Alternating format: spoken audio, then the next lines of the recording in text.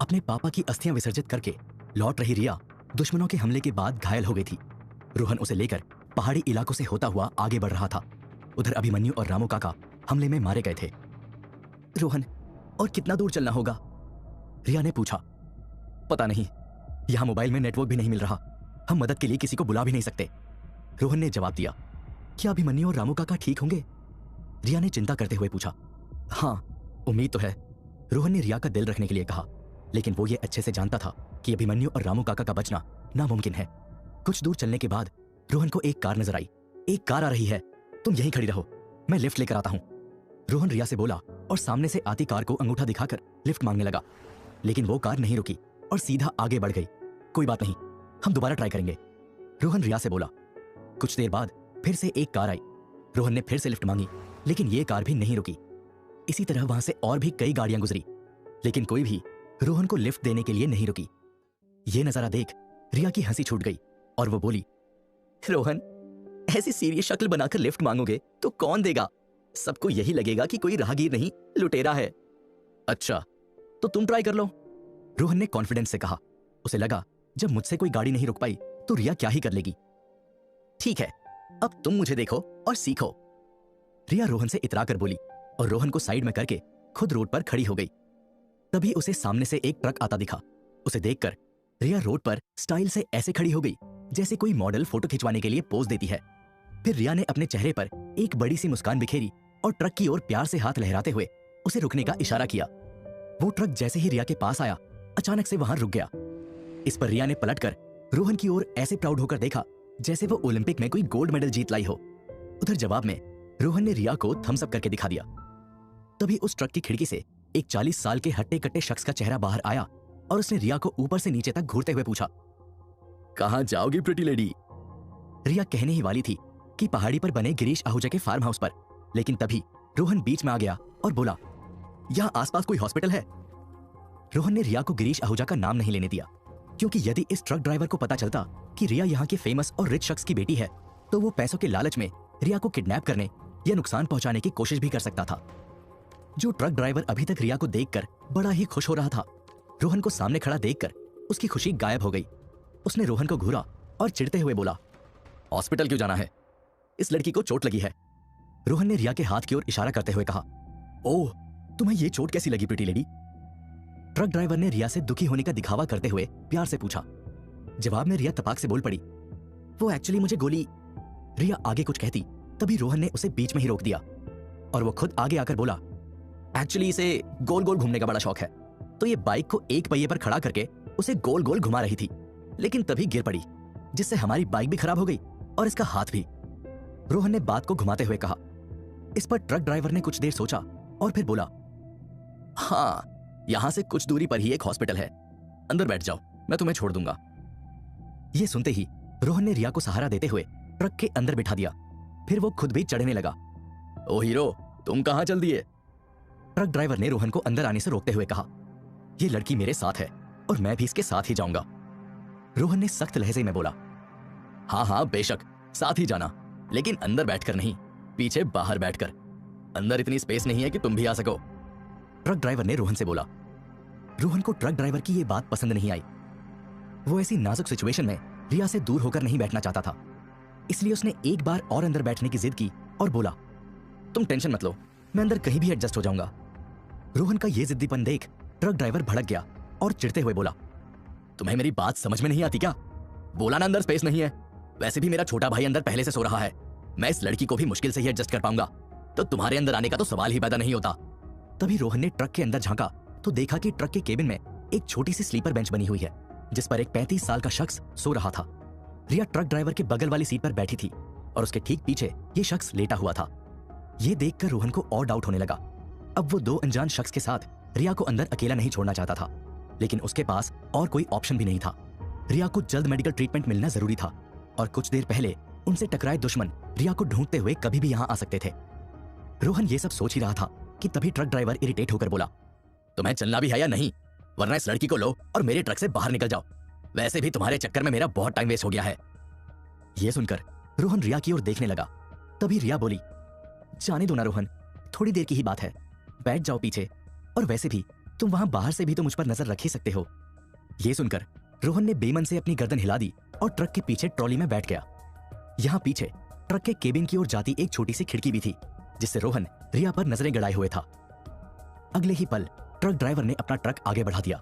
इस दौरान truck driver सामने रास्ते पर कम और रिया को ज्यादा देख रहा था। प्रिटी लेडी, तुम्हारा कोई बॉयफ्रेंड है? ट्रक ड्राइवर ने रिया से पूछा। फिलहाल तो नहीं, लेकिन आगे बन भी सकता है, रिया ने खिड़की से पीछे रोहन की ओर देखते हुए कहा। लेकिन ट्रक ड्राइवर को लगा कि रिया पीछे सोए उसके भाई को देख रही है। इस पर वो बोला, मेरे भाई को बना लो अपना बॉयफ्रेंड, किसी भी हीरो से कम नहीं है। ट्रक ड्राइवर की इस बात ने रिया को बहुत अनकंफर्टेबल फील कराया। उसका मन तो किया उस ट्रक ड्राइवर का मुंह तोड़ दे, लेकिन उसने किसी तरह से अपने गुस्से को काबू किया और उस ट्रक ड्राइवर को इग्नोर किया, क्योंकि अभी उसका हॉस्पिटल जाना ज्यादा जरूरी था। क्या हुआ, शर्मा गई? अच्छा है, मेरा भाई भी काफी शर्मीला है, लेकिन सिर्फ बोलने में, बाकी कामों में नहीं। इतना कहकर ट्रक ड्राइवर ने रिया को आंख मारी। यह देखकर रिया के सब्र का बांध टूट पड़ा और उसने ट्रक ड्राइवर को एक जोरदार थप्पड़ जड़ दिया। हाउ डेयर यू, रिया गुस्से से बोली। तभी ट्रक ड्राइवर का सोया हुआ भाई जाग गया और वो रिया को हैवानियत भरी नजरों से देखने लगा। फिर उसने उस खिड़की का शटर लगा दिया जहां से रोहन रिया को देख रहा था। रिया कुछ समझ पाती उसके पहले ही उसने रिया पर झपट्टा मारा।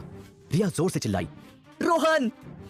उधर पीछे बैठे रोहन ने जैसे ही रिया की आवाज सुनी और खिड़की को बंद होता देखा तो वो समझ गया कि कुछ गड़बड़ है। वो फौरन उस खिड़की के पास गया और उस पर जोरदार पंच मारा। इससे खिड़की टूट गई। तभी रोहन ने देखा कि उस ट्रक ड्राइवर का भाई रिया के साथ जबरदस्ती कर रहा है। ये देखकर रोहन का गुस्सा 7वें आसमान पर जा पहुंचा। उसने उस छोटी सी खिड़की में हाथ डालकर रिया को पकड़े उस शख्स को अपनी ओर तेजी से खींचा।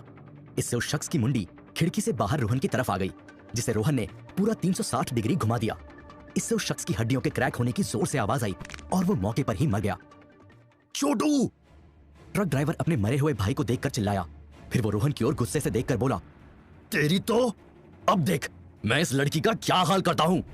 इतना कहकर ट्रक ड्राइवर ने एक हाथ से रिया की गर्दन पकड़ ली और दूसरे हाथ से ट्रक चलाना जारी रखा। ट्रक ड्राइवर की पकड़ से रिया का दम घुटने लगा। उसे सांस लेने में दिक्कत होने लगी। उधर रोहन ने जब ये देखा तो वो ट्रक के केबिन की छत पर चढ़ गया और फिर आगे ट्रक के फ्रंट में आकर बोनट पर खड़ा हो गया। रोहन को यूं अपने सामने अचानक से खड़ा देखकर ट्रक ड्राइवर हैरान रह गया, लेकिन अपने भाई के कातिल रोहन को देखकर उसे और गुस्सा आया और वो रिया की गर्दन पहले से भी ज्यादा जोर से दबाने लगा। ये देखकर रोहन भी गुस्से से आग बबूला हो गया। अब उसके और उस ट्रक ड्राइवर के बीच में सिर्फ ट्रक के फ्रंट ग्लास की दीवार थी, जिसे रोहन ने अपने पंच से आसानी से तोड़ दिया। फिर उसने उस ट्रक ड्राइवर की गर्दन दबोच ली। रोहन की पकड़ इतनी मजबूत थी कि ट्रक ड्राइवर का दम रिया से भी ज्यादा तेजी से घुटने लगा और फिर देखते ही देखते उसकी सांसें थम गई और रिया की गर्दन से उसका हाथ छूट गया। यह देखकर रोहन ने उस मरे हुए ट्रक ड्राइवर को बाहर फेंक दिया और खुद उसकी सीट पर बैठकर ट्रक ड्राइव करने लगा। तुम ठीक तो हो? रोहन ने रिया की ओर देखकर पूछा। डरी हुई रिया ने हाँ में अपनी गर्दन हिलाई। फिर कुछ देर बाद वो नॉर्मल होकर बोली, हम हॉस्पिटल जा रहे हैं। नहीं, ट्रक चला रहे रोहन ने कहा। क्यों? रिया ने कंफ्यूज होकर पूछा। अब हम किसी पर भी भरोसा नहीं कर सकते। हॉस्पिटल जाना सेफ नहीं है। दुश्मन जानते हैं कि तुम घायल हो तो वो हमें ढूंढते हुए हॉस्पिटल भी आ सकते हैं। रोहन ने जवाब दिया। तो फिर हम पापा के फार्म हाउस से चलते हैं, वहीं डॉक्टर को बुला लेंगे। रिया ने सजेशन दिया। जवाब में रोहन बोला, वहां भी नहीं जा सकते। हमारा फार्म हाउस पर जाना भी दुश्मनों के लिए एक्सपेक्टेड है। उन्होंने हमें मारने के लिए वहां भी कुछ इंतजाम कर रखे होंगे और वैसे भी वहां की सिक्योरिटी इतनी दमदार नहीं है कि वो हमें दुश्मनों की फौज से बचा सके। तो फिर हम कहां जाएंगे? रिया ने टेंशन में आकर पूछा। तभी रोहन कुछ सोचने लगा। फिर वो बोला, शायद एक आदमी हमारी मदद कर सकता है। इतना कहकर रोहन ने अपना मोबाइल बाहर निकाला। लकीली उसमें अब नेटवर्क मिल रहे थे। रोहन ने अपने मोबाइल पर एक नंबर डायल किया और बोला, हेलो, मुझे आपकी मदद चाहिए। तो आखिर तुमने कॉल कर ही लिया। मैं वही सोच रहा था कि अब तक तुम्हारा फोन क्यों नहीं आया। बोलो क्या मदद चाहिए? कॉल पर मौजूद शख्स बोला, फिलहाल हमें छुपने के लिए एक जगह चाहिए और मेरी दोस्त के इलाज के लिए एक डॉक्टर। रोहन ने जवाब दिया, समझो हो गया, मैं लोकेशन सेंड कर रहा हूं, तुम वहां आ जाओ। कॉल पर मौजूद शख्स ने कहा और कॉल कट कर दिया। तभी रोहन के फोन पर एड्रेस आ गया, जिसे फॉलो करते हुए उसने ट्रक आहूजा के फार्म हाउस की बजाय दूसरी डायरेक्शन में मोड़ दिया। कुछ देर बाद रोहन ट्रक लेकर बीच पर बने पैराडाइज रिजॉर्ट के सामने आकर रुका। ये एक बेहद खूबसूरत और बड़ा रिजॉर्ट था। रोहन रिया को लेकर उस रिजॉर्ट के रिसेप्शन एरिया में गया। जहां पहुंचते ही एक 22 साल की खूबसूरत लड़की रोहन के पास आई और बोली, क्या आप ही मिस्टर रोहन हैं? जवाब में रोहन ने हाँ में अपना सर हिलाया। मेरे पीछे आइए, उस खूबसूरत लड़की ने कहा। ये सुनते ही रोहन और रिया उस लड़की के पीछे चल पड़े। वो लड़की रोहन और रिया को रिजॉर्ट के एक्सक्लूसिव रूम में ले गई। उस रूम में पहले से कुछ डॉक्टर्स और नर्सेज मौजूद थी। साथ ही एक हॉस्पिटल बेड और कुछ मेडिकल इक्विपमेंट्स भी थे। घायल रिया को देखकर एक नर्स ने उसे बेड पर लेटने का इशारा किया। इस पर रिया ने रोहन को देखा। रोहन ने इशारे में उसे लेटने को कहा। फिर रिया जाकर उस बेड पर लेट गई। फिर वहां मौजूद डॉक्टर्स और नर्सेज रिया की बाजू पर लगी गोली को निकालने लगे। कुछ ही देर में वो गोली बाहर निकल गई और रिया की मरहम पट्टी हो गई। रिया को डॉक्टर ने कुछ देर यहीं लेटकर आराम करने की सलाह दी। फिर सारा मेडिकल स्टाफ वहां से चला गया। उनके जाते ही स्काई ब्लू शर्ट और पिंक शॉर्ट्स पहना एक 45 साल का शख्स रूम में एंटर हुआ। उसने जैसे ही रोहन को देखा, गर्म जोशी से हाथ मिलाते हुए कहा, कैसे हो यंग मैन, बहुत सुना है तुम्हारे बारे में। इस पर रोहन ने उस शख्स से हाथ मिलाते हुए कहा, मैं ठीक हूं। तभी उस शख्स की नजर बेड पर लेटी रिया पर पड़ी। उसे देखकर वो चौंक गया और बोला, तुम आहूजा की बेटी हो ना? ये सुनकर रिया भी चौंक गई और बोली, आप मुझे कैसे जानते हैं? तो आखिर कौन है ये शख्स? क्या है इसका रोहन और रिया से कनेक्शन? क्या रोहन रिया को सेफली फीजी से बाहर निकाल पाएगा या दुश्मनों के हाथों मारा जाएगा? जानने के लिए सुनिए सीक्रेट मिलेनियर का अगला एपिसोड सिर्फ पॉकेट एफएम पर। रोहन रिया को लेकर एक खास शख्स से मदद लेने पैराडाइज रिजॉर्ट आया था। इस शख्स ने रोहन का गर्मजोशी से वेलकम किया, लेकिन रिया को देखकर चौंक गया और बोला। ये सुनकर रिया भी हैरान रह गई और बोली, आप मुझे कैसे जानते हैं? जवाब में उस शख्स ने कहा, आहूजा मेरा दोस्त हुआ करता था। वो जब भी फीजी आता था तो मुझसे जरूर मिलता था। उसी से तुम्हारे बारे में सुना था। उसने तुम्हारी फोटो भी दिखाई थी। लेकिन आप कौन? रिया ने पूछा। मेरा नाम जॉन मैथ्यू है और मैं इस पैराडाइज रिजॉर्ट का मालिक हूं। उस शख्स ने जवाब दिया, जिस पर रिया बोली, आप मुझे कैसे जानते हैं ये तो समझ में आ गया, लेकिन रोहन, आप उसे कैसे जानते हैं? अब जॉन कुछ बोलता तभी रोहन बीच में आ गया और बोला, जॉन अंकल मेरे एक दोस्त के दोस्त हैं। जॉन फीजी का जाना माना बिजनेसमैन है और उसकी यहां खूब चलती है, इसलिए जिग्नेश को उम्मीद थी कि वो रोहन की मदद कर पाएगा। तो बोलो, क्या मदद चाहिए तुम्हें? जॉन ने रोहन की ओर देखकर पूछा। हमारे ऊपर आज हमला हुआ था। करीब 100 लोग हमें मारने आए थे। हम जैसे तैसे वहां से निकल तो आए, लेकिन अभी भी खतरा टला नहीं है। फीजी अब रिया के लिए सेफ नहीं है। हर कोई उसकी जान लेने पर तुला है। इसलिए क्या आप हमें सेफली सिंगापुर पहुंचा सकते हैं? रोहन ने पूरा मैटर समझाते हुए कहा। इस पर जॉन ने कुछ देर सोचा और फिर कहा, ठीक है, मुझे थोड़ा समय दो, देखता हूं मैं तुम्हारे लिए क्या कर सकता हूं। इतना कहकर जॉन वहां से जाने लगा। तभी रोहन उन्हें रोकते हुए बोला, जॉन अंकल, 1 मिनट बाहर रुकना, मुझे आपसे कुछ और भी काम है। इस पर जॉन ने हाँ में अपनी गर्दन हिला दी और वो रूम से बाहर जाकर खड़ा हो गया। इधर रोहन ने रिया को देखा और बोला, तुम यहीं आराम करो, मैं अभी आया। फिर रोहन कमरे से बाहर चला गया, जहां जॉन पहले से खड़ा उसका इंतजार कर रहा था। हाँ रोहन, बोलो, और किस तरह तुम्हारी हेल्प कर सकता हूं मैं? इस पर रोहन बोला, जॉन अंकल, जब हम पर दुश्मनों ने हमला किया था तब हमारे 2 साथी वहीं उनसे मुकाबला करने रुक गए थे, ताकि हमें वहां से निकलने का मौका मिल जाए। क्या आप अपने सोर्सेस से पता लगा सकते हैं कि वो लोग जिंदा हैं या मर गए? और यदि जिंदा हैं तो इस समय कहां हैं? जवाब में जॉन ने रोहन के कंधे पर हाथ रखा और बोला, ठीक है, मैं पता लगाता हूं। फिर जॉन कुछ सेकंड रुककर बोला, वैसे ये दुश्मन रिया के पीछे क्यों पड़े हैं? इस पर रोहन ने कहा, मिस्टर आहूजा ने बताया था कि उन्होंने कुछ लोगों को नाराज कर दिया था और वो उनकी जान के दुश्मन बन गए थे। शायद उन्हीं में से किसी ने मिस्टर आहूजा का मर्डर भी करवाया और अब उनकी मौत के बाद रिया के पीछे पड़े हैं, क्योंकि वो आहूजा के बिजनेस की इकलौती वारिस है। इस पर जॉन ने गहरी सांस ली और कहा, आहूजा जब भी फीजी आता था तो मैं उससे अक्सर कहता था कि तू ये उल्टे सीधे काम छोड़ दे, सिर्फ ईमानदारी वाला बिजनेस कर। लेकिन वो बोलता था कि मैं अब इस दलदल में बुरी तरह फंस चुका हूं, चाहकर भी इससे बाहर नहीं निकल सकता। तभी रोहन कुछ सोचते हुए बोला, जॉन अंकल, क्या आप अपने लोकल सोर्सेस से पता लगा सकते हैं कि फीजी में रिया पर हमला किसने करवाया? आखिर इन हमलों के पीछे किसका हाथ है? मैं प्रॉमिस तो नहीं कर सकता, लेकिन पूरी कोशिश करूंगा, जॉन ने कहा और फिर वो वहां से चला गया। उधर रोहन फिर से रूम में रिया के पास आ गया। उसने देखा कि घायल रिया थकान और मेडिसिन की वजह से गहरी नींद में सो गई है। रोहन रिया के बेड के पास रखी चेयर पर बैठ गया और रिया को देखते हुए मन ही मन कुछ सोचने लगा। शाम के करीब 7 बजे रिया की आंख खुली। उसने देखा कि रोहन उसके पास चेयर पर बैठे बैठे ही सो गया था। शायद वो भी दुश्मनों से लड़ते लड़ते बहुत थक गया था, इसलिए उसकी भी आंख लग गई। रिया ने मन ही मन सोचा। फिर रिया बेड से उठी और रोहन को प्यार से निहारने लगी। आखिर तुम हो कौन? कैसे अचानक से आ गए मेरी लाइफ में? और आगे क्या है हमारा फ्यूचर?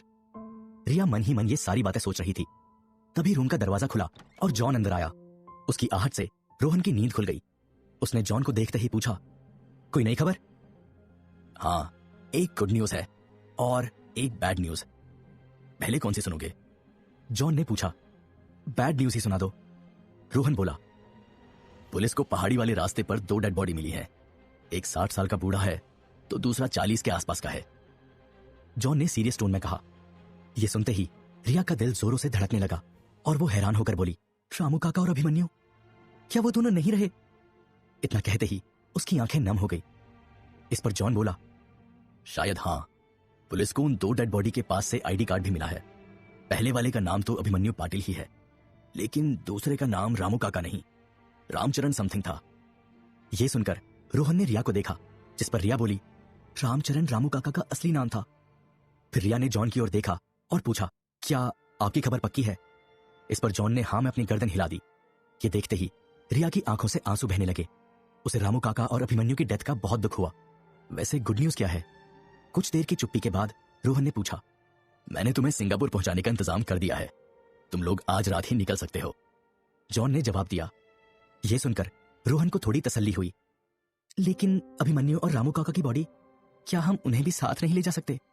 रिया ने पूछा। फिलहाल तो नहीं, लेकिन जब पुलिस सारी फॉर्मेलिटीज कर लेगी तो मैं दोनों की बॉडी सिंगापुर भिजवा दूंगा। जॉन ने जवाब दिया। इस पर रिया ने ना चाहते हुए भी हाँ में अपनी गर्दन हिला दी, क्योंकि उसकी वजह से पहले ही उसके 2 करीबी शख्स मर चुके थे और अब वो नहीं चाहती थी कि उसके कारण दुश्मन रोहन को भी कुछ करे। इसलिए वो भी फीजी से जल्द बाहर निकलना चाहती थी। वैसे कितने बजे है हमारी फ्लाइट? रोहन ने पूछा। फ्लाइट नहीं, शिप। तुम लोग समुद्र से होकर जाओगे। ये ज्यादा सेफ भी रहेगा और दुश्मन को इसकी भनक भी नहीं लगेगी। जॉन ने जवाब दिया। शिप वाला आइडिया सुनते ही रोहन न जाने क्यों लेकिन थोड़ा खुश हो गया। रात के करीब 11 बजे जॉन ने रिया और रोहन को एक कार्गो शिप पर बिठा दिया।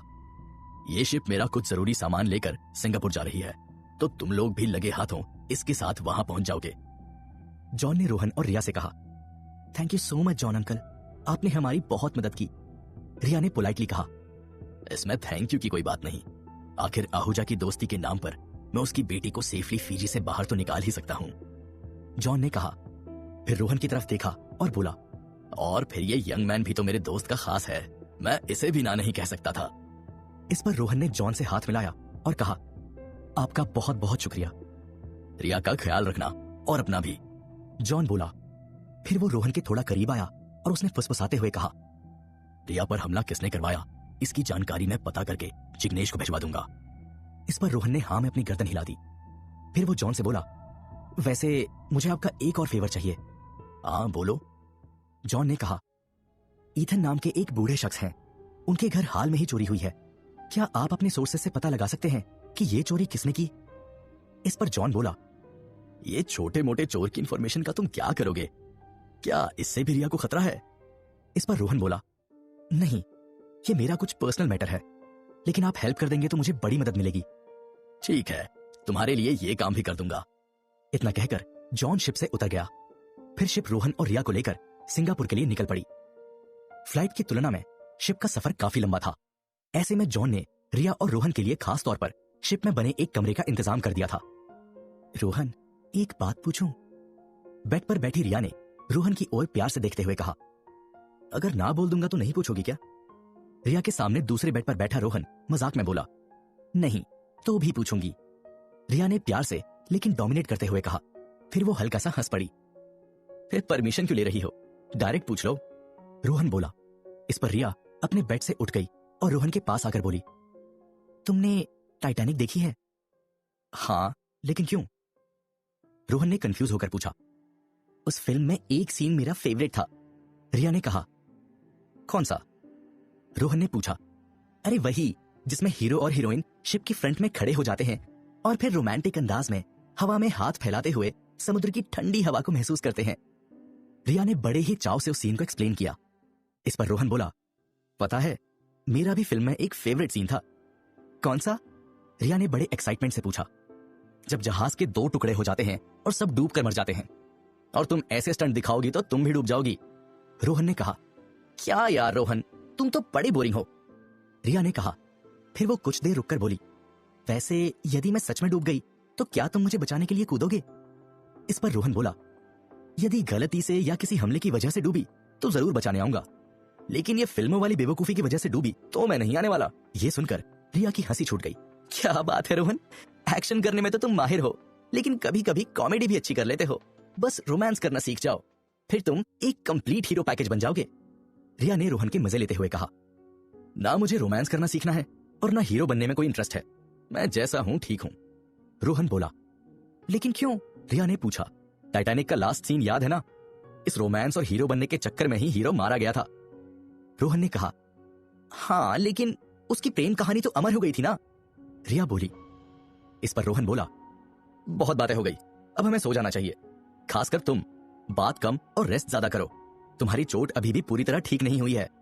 ओ देखो देखो, अब ये हीरो केयर भी करने लगा, रिया ने रोहन को छेड़ते हुए कहा। गुड नाइट रिया। रोहन रिया से पीछा छुड़ाने को बोला, फिर चादर ओढ़कर सो गया। ये देखकर रिया को बड़ा मजा आया। तुम्हें फाइट में भले ही कोई ना हरा पाए, लेकिन बातों में मैं हरा सकती हूँ, रिया धीरे से बोली, जिसे चादर ओढ़कर सोने का नाटक कर रहे रोहन ने सुन लिया, लेकिन कुछ रिएक्ट नहीं किया। कुछ देर बाद रिया भी अपने बेड पर जाकर सो गई। अगली सुबह जब रोहन की आंख खुली तो उसे रिया शिप के कमरे में नहीं मिली। ये देखकर वो घबरा गया और वो रिया को शिप पर ढूंढने लगा। जब वो शिप के टॉप पर पहुंचा तो उसने देखा कि रिया शिप के फ्रंट पर खड़े होने की कोशिश कर रही थी, लेकिन तेज हवा के झोंकों और समुद्र की लहरों पर ऊपर नीचे होते जहाज की वजह से वो ऐसा करने में डर भी रही थी।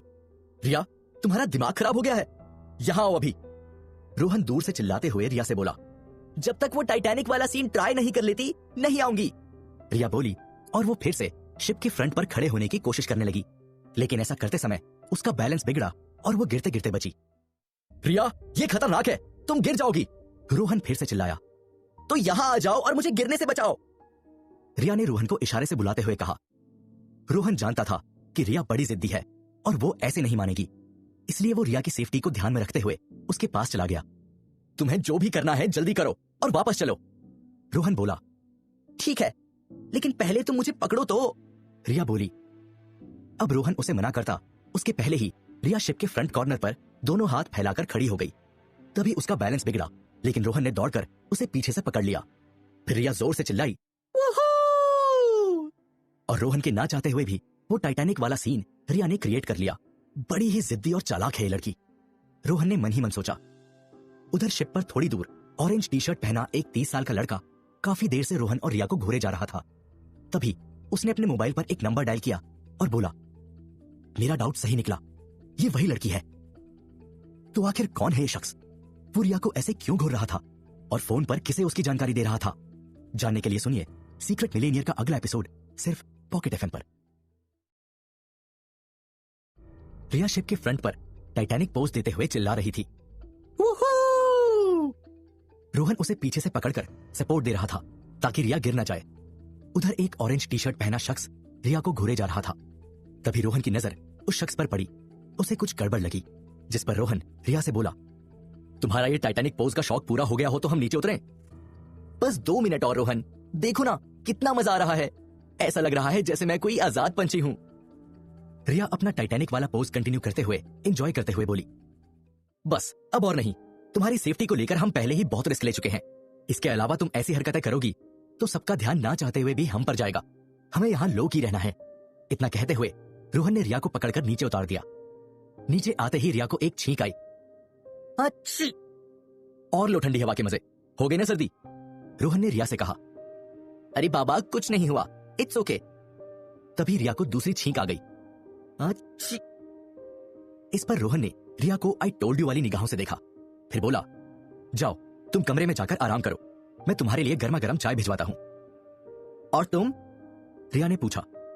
मैं अभी थोड़ी देर में आता हूं, रोहन ने रिया को अभी भी घूरे जा रहे ऑरेंज टी शर्ट वाले शख्स को देखते हुए कहा।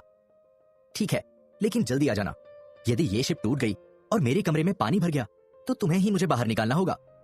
रिया ने रोहन को टाइटैनिक फिल्म का सीन याद दिलाते हुए छेड़ा। फिर वो हंसते हुए वहां से अपने कमरे की ओर चली गई। रिया के जाते ही रोहन उस ऑरेंज टी शर्ट वाले शख्स की ओर गया जो अभी भी जाती हुई रिया को घूरे जा रहा था। कुछ प्रॉब्लम है क्या? रोहन ने ऑरेंज टी शर्ट वाले शख्स के करीब आकर पूछा। ये सुनकर उस शख्स ने पलटकर रोहन को ऊपर से नीचे तक देखा और बोला, नहीं तो। क्यों, तुम्हें कुछ प्रॉब्लम है?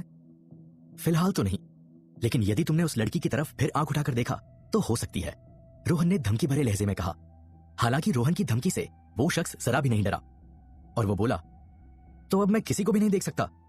उसके लिए भी मुझे तुम्हारी परमिशन लेनी होगी। वैसे तुम हो कौन? उसके बॉयफ्रेंड? मैं कौन हूं उससे तुम्हारा कोई लेना देना नहीं। वैसे तुम कौन हो और यहां क्या कर रहे हो?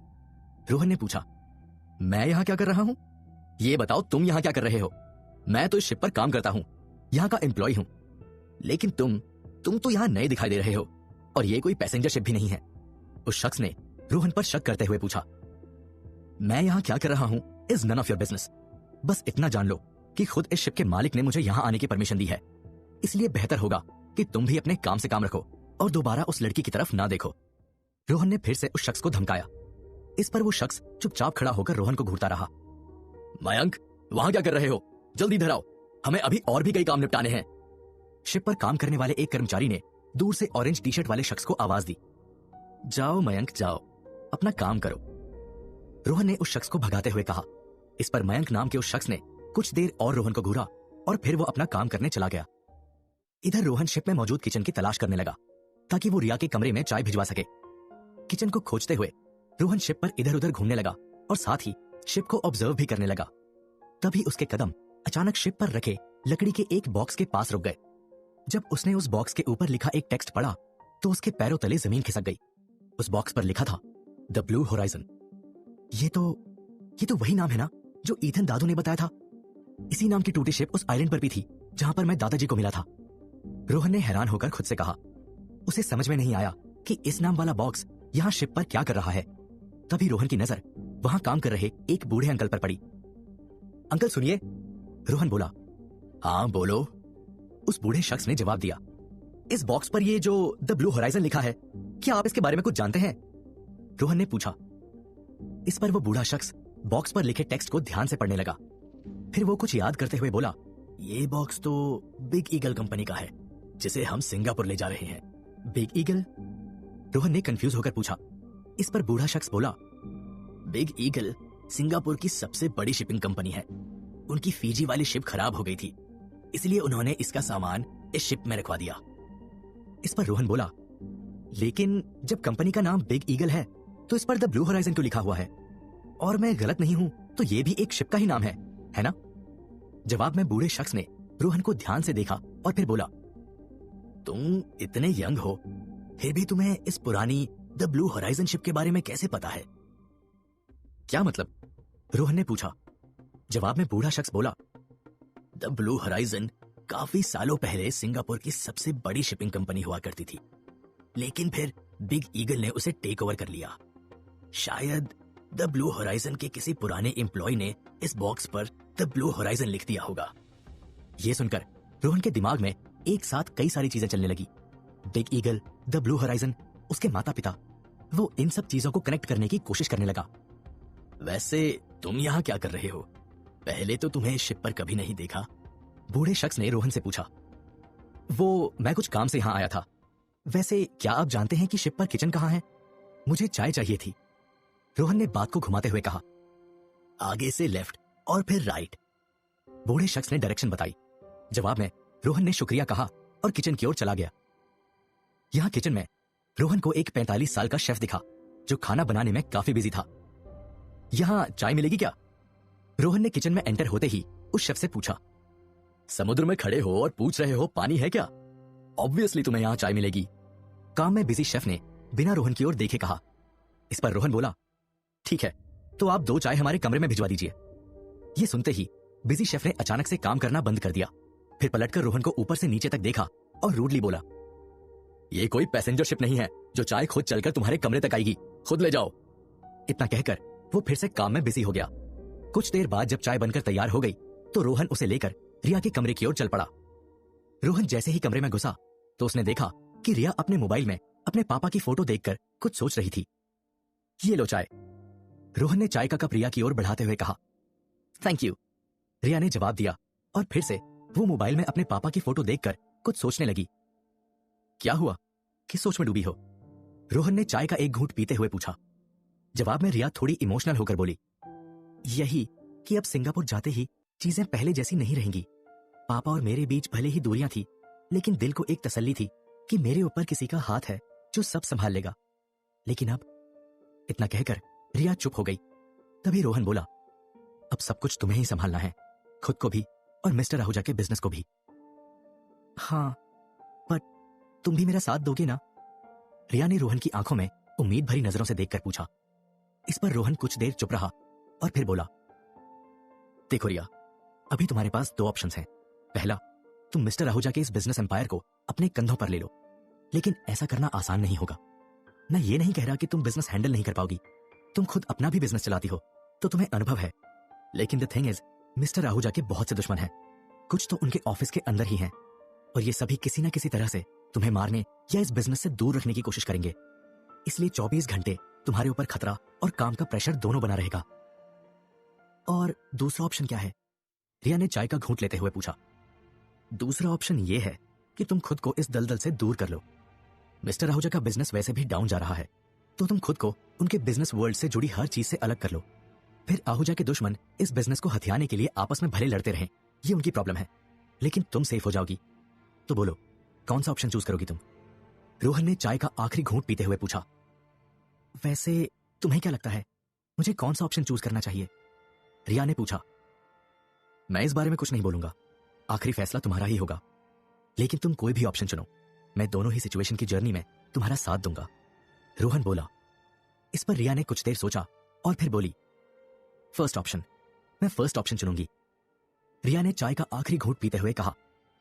क्या मैं इसकी वजह जान सकता हूं? रोहन ने क्यूरियोसिटी के साथ पूछा, क्योंकि रिया के इस फैसले ने उसे भी थोड़ा सा शॉक कर दिया था। जवाब में रिया अपने बेड से खड़ी हुई और वो शिप की खिड़की से आसमान की ओर देखते हुए बोली, पापा ने ये बिजनेस वर्ल्ड बड़ी मेहनत से बनाया है। वो कैसे गरीब से अमीर बने, उन्होंने लाइफ में कितना स्ट्रगल किया, ये मैं अच्छे से जानती हूँ। फिर उनकी मेहनत से खड़े किए इस एम्पायर को यूं ही किसी और के हाथ में कैसे जाने दूं? पापा हमेशा चाहते थे कि मैं उनके बिजनेस में उनकी हेल्प करूं, बट मैंने कभी इंटरेस्ट नहीं लिया। लेकिन अब उनके मरने के बाद ही सही, अगर मैं उनके बिजनेस को संभाल लूं तो उन्हें खुशी होगी, उनकी आत्मा को शांति मिलेगी। रिया की ये बातें सुनकर मन ही मन में रोहन भी उससे इंप्रेस हो गया था, हालांकि उसने इसे जाहिर नहीं होने दिया। इधर रिया के पहला ऑप्शन चुनने की एक खास वजह और थी जो उसने रोहन को नहीं बताई।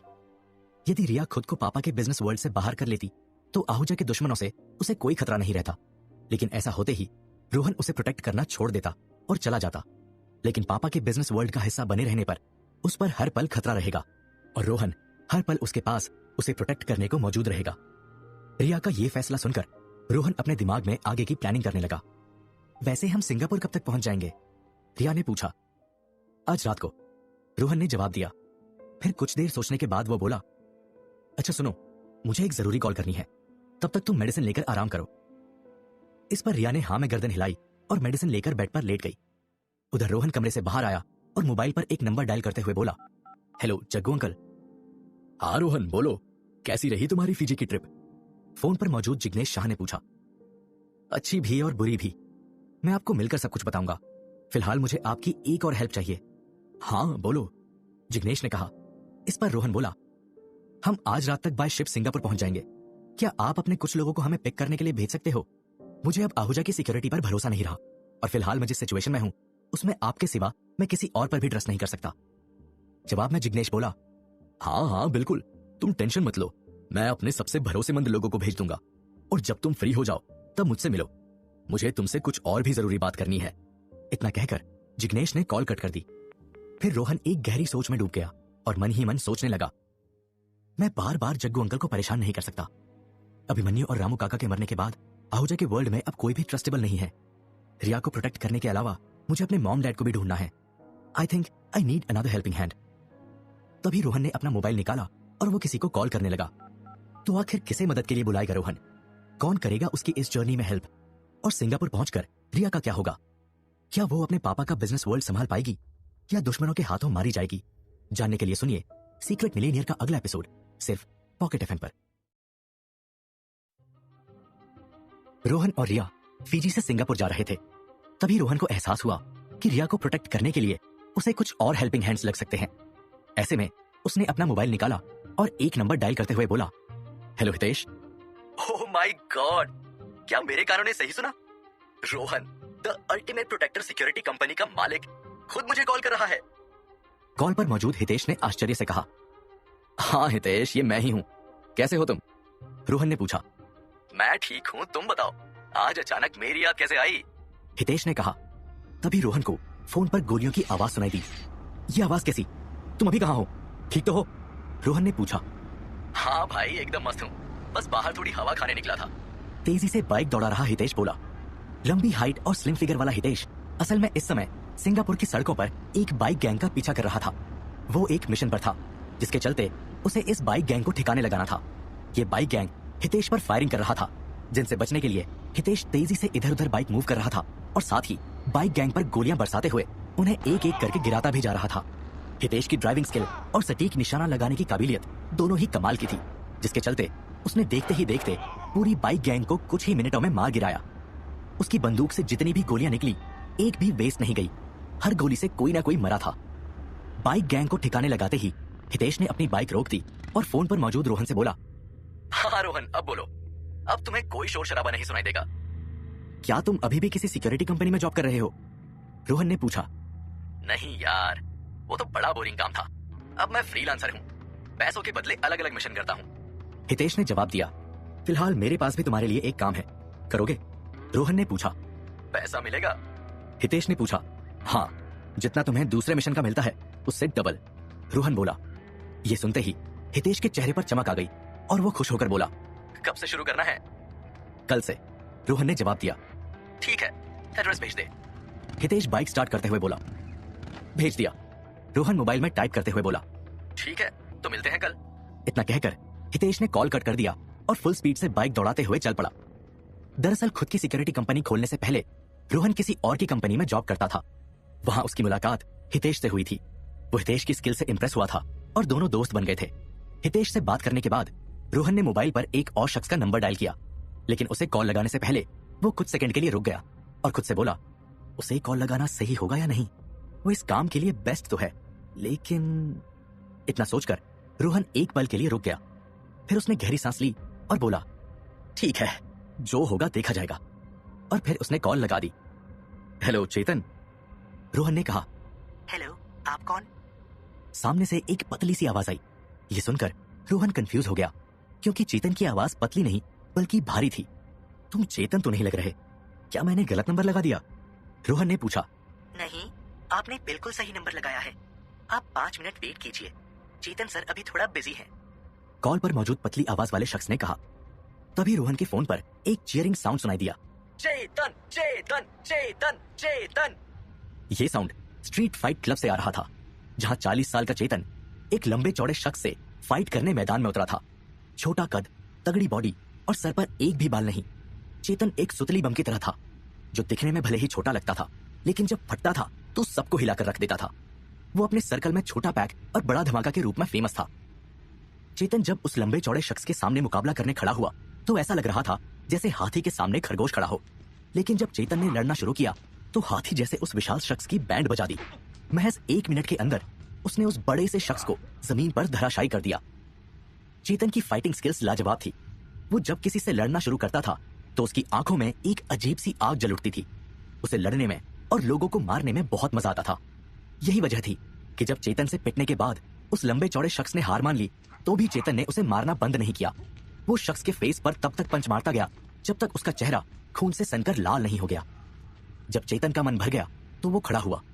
फिर फाइट करवाने वाला रेफरी चेतन के हाथ में प्राइज मनी देने लगा, लेकिन चेतन ने वो प्राइज मनी नहीं ली और उसे रेफरी के मुंह पर फेंकते हुए बोला, पैसे तुम रख लो, लेकिन अगली बार कोई तगड़ा ओपोनेंट लाना जिससे लड़ने में मजा आए। ये हाथी तो 1 मिनट भी नहीं टिक सका। इतना कहकर चेतन वहां से आगे बढ़ गया। तभी वो पतली आवाज वाला शख्स चेतन का मोबाइल लेकर उसकी ओर दौड़ा। चेतन भाई आपके लिए कॉल है। चेतन ने उससे अपना मोबाइल लिया और अपनी भारी आवाज में बोला, हेलो, कौन? चेतन, मैं रोहन बोल रहा हूँ। सामने से आवाज आई, जिसे सुनते ही चेतन एक पल के लिए चुप हो गया। फिर उसके चेहरे पर अब आएगा मजा वाली मुस्कान आ गई। New mission? चेतन ने रोहन से पूछा। समझदार हो, रोहन ने जवाब दिया। हड्डियां तोड़ने को मिलेगी? चेतन ने पूछा। हाँ, बहुत, रोहन ने जवाब दिया।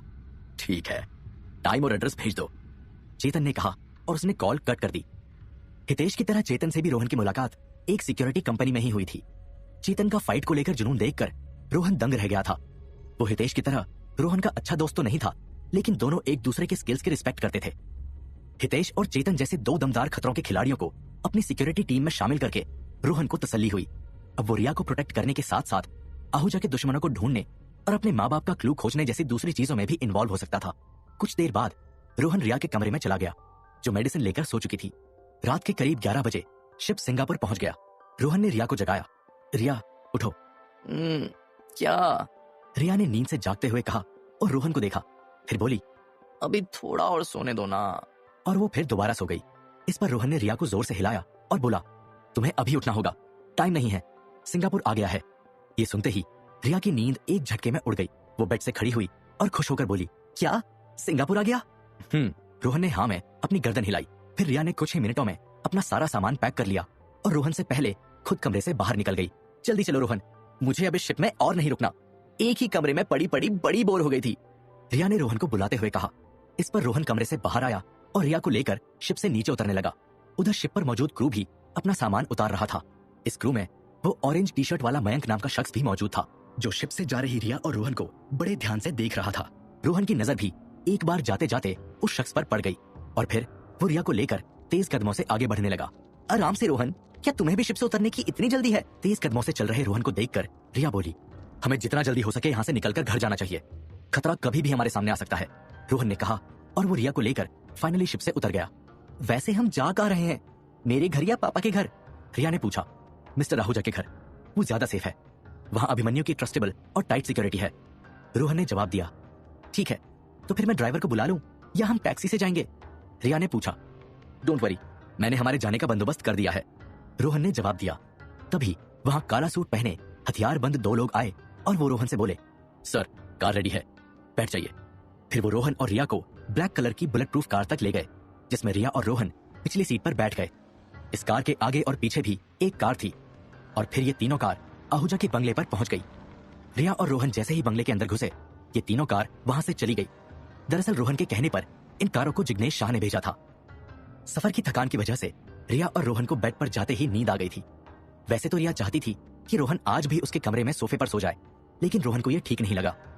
ऐसे में रिया ने रोहन के लिए उसके बगल वाला कमरा अरेंज कर दिया, ताकि रिया को इमरजेंसी में जरूरत हो तो रोहन फौरन उसके पास आ सके। अगली सुबह रिया ने अपनी कंपनी ग्लो एंड शाइन जाना चाहा, क्योंकि पापा की मौत के बाद से वो अपने बिजनेस पर ध्यान नहीं दे पा रही थी, जिसके चलते उसका बिजनेस डाउन भी जा रहा था। हालांकि रोहन ने रिया को कुछ और दिन अपने ऑफिस जाने से मना कर दिया था। आहूजा की मौत के बाद अभी माहौल गर्म था, ऊपर से अभिमन्यु और रामू काका भी अब नहीं रहे थे। ऐसे में रोहन रिया की सेफ्टी को लेकर कोई रिस्क नहीं लेना चाहता था। रिया रोहन की बात मान गई और उसने वर्क फ्रॉम होम शुरू कर दिया। रिया ने जब अपनी कंपनी में अपडेट्स के लिए कॉल किया तो उसे अपने मैनेजर से पता चला कि उसकी कंपनी के शेयर्स काफी गिर गए हैं, उनके प्रोडक्ट्स की सेल भी डाउन हुई है। उन्हें सेल बूस्ट करने के लिए जल्द कोई बड़ी एड कैंपेन रन करनी होगी, लेकिन इसके लिए पैसा चाहिए जो फिलहाल कंपनी के पास नहीं है। मैनेजर ने यह भी बताया कि उस अमेरिका वाले क्लाइंट मिस्टर फर्नांडिस का बार बार कॉल आ रहा था। वो ग्लो एंड शाइन के प्रोडक्ट्स अमेरिका में अपने ब्रांड के नाम से लॉन्च करने के बदले पहले से और बड़ी डील ऑफर कर रहा था। मैनेजर ने रिया को सजेस्ट किया कि वो डील के लिए हाँ कर दे, ताकि उससे मिले पैसे से ग्लो एंड शाइन का डाउनफॉल रुक जाए। रिया अपनी मेहनत से बनाए प्रोडक्ट्स को किसी और के ब्रांड का नाम देने को तैयार तो नहीं थी, लेकिन घाटे में जा रही कंपनी के प्रेशर के चलते उसने एक बार और मिस्टर फर्नांडिस से बात करने का मन बना लिया। रिया ने अपना लैपटॉप ऑन किया और मिस्टर फर्नांडिस को वीडियो कॉल लगा दी। हेलो मिस रिया, कैसी हैं आप? वीडियो कॉल पर मौजूद मिस्टर फर्नांडिस बोले, मैं ठीक हूँ मिस्टर फर्नांडिस, और आप? मैं भी ठीक हूँ, लेकिन यदि तुम मेरी डील के लिए हाँ बोल दो तो और भी बेहतर हो जाऊंगा। वैसे भी मुझे पता चला है कि तुम्हारा ब्रांड अभी लॉस में जा रहा है, तो ये डील तुम्हें बचा सकती है, मिस्टर फर्नांडिस ने रिया को मनाते हुए कहा। यह सुनकर रिया थोड़ी उदास हो गई और वो इस बारे में सोचने लगी। अब ज्यादा मत सोचो रिया, इससे बेहतर ऑफर तुम्हें नहीं मिल सकता, मिस्टर फर्नांडिस ने जोर देते हुए कहा। सोचूं नहीं तो क्या करूं मिस्टर फर्नांडिस, मैंने ये ब्रांड इतनी मेहनत से बनाया था, अमेरिका में इसे लॉन्च करना मेरा ड्रीम था, लेकिन अब आप चाहते हैं कि अपनी इस मेहनत का क्रेडिट यूं ही आपके ब्रांड को दे दूं? रिया ने दुखी मन से कहा। Sorry Riya, but I don't think you have any other option. अपने ड्रीम को छोड़ो, कंपनी के फायदे का सोचो, मिस्टर फर्नांडिस रिया को मैनिपुलेट करते हुए बोले। रिया दुखी मन से इस डील के लिए हाँ करने ही वाली थी कि तभी रोहन रिया के कमरे में आ गया। वो दरवाजे के बाहर खड़ा ये सारी कॉन्वर्सेशन सुन रहा था। मिस रिया, रोहन रिया के पीछे खड़ा होकर बोला। अभी नहीं रोहन, एक जरूरी मीटिंग में बिजी हूं, डील को लेकर टेंशन में चल रही रिया ने कहा। तभी वीडियो कॉल पर मौजूद मिस्टर फर्नांडिस ने रोहन को रिया के पीछे खड़ा देख लिया। रोहन को देखते ही उसके होश उड़ गए। रोहन सर आप? फर्नांडिस हड़बड़ाते हुए बोला। फिर वो रिया की ओर देखकर बोला, रिया, तुमने पहले क्यों नहीं बताया कि तुम रोहन सर को जानती हो? डोंट वरी, हम तुम्हारे प्रोडक्ट्स अमेरिका में लॉन्च करेंगे, और वो भी तुम्हारे ब्रांड ग्लो एंड शाइन के नाम से। मिस्टर फर्नांडिस का अचानक बदला ये रूप देखकर रिया हैरान रह गई। लेकिन अभी थोड़ी देर पहले आप मुझे जो डील ऑफर कर रहे थे वो तो। रिया कंफ्यूज होकर बोली। इस पर मिस्टर फर्नांडिस बोले, डोंट वरी, मेरा ऑफर और अमाउंट मनी सेम ही है, बस अब ब्रांड तुम्हारा होगा, और तुम्हें ये पैसे कम लग रहे हैं तो मैं और बढ़ा देता हूँ। फिर फर्नांडिस रोहन को देखकर बोला, सॉरी रोहन सर, मुझे नहीं पता था कि मिस रिया आपके साथ है, वरना मैं इनका ब्रांड काफी पहले ही अमेरिका में लॉन्च कर देता। ये सुनकर जैसे रिया के पैरों तले जमीन ही खिसक गई। उसे समझ में नहीं आया कि उसके इतना मनाने पर भी फर्नांडिस नहीं माना, लेकिन रोहन को सिर्फ देखने भर से वो उसके ब्रांड को अमेरिका में लॉन्च करने के लिए राजी हो गया। आखिर कौन है ये रोहन, और क्यों उसे देखते ही फर्नांडिस की हवा निकल गई? क्या रिया के सामने खुल जाएगा रोहन का राज? जानने के लिए सुनिए सीक्रेट मिलीनियर का अगला एपिसोड सिर्फ पॉकेट एफएम पर। रोहन को देखते ही रिया के अमेरिका वाले क्लाइंट के तेवर बदल गए थे। वो रिया का ब्रांड अमेरिका में लॉन्च करने को रेडी हो गया था। हालांकि रिया को यह बात अच्छी नहीं लगी थी। वो अपनी मेहनत और दम पर यह ब्रांड अमेरिका में लॉन्च करना चाहती थी।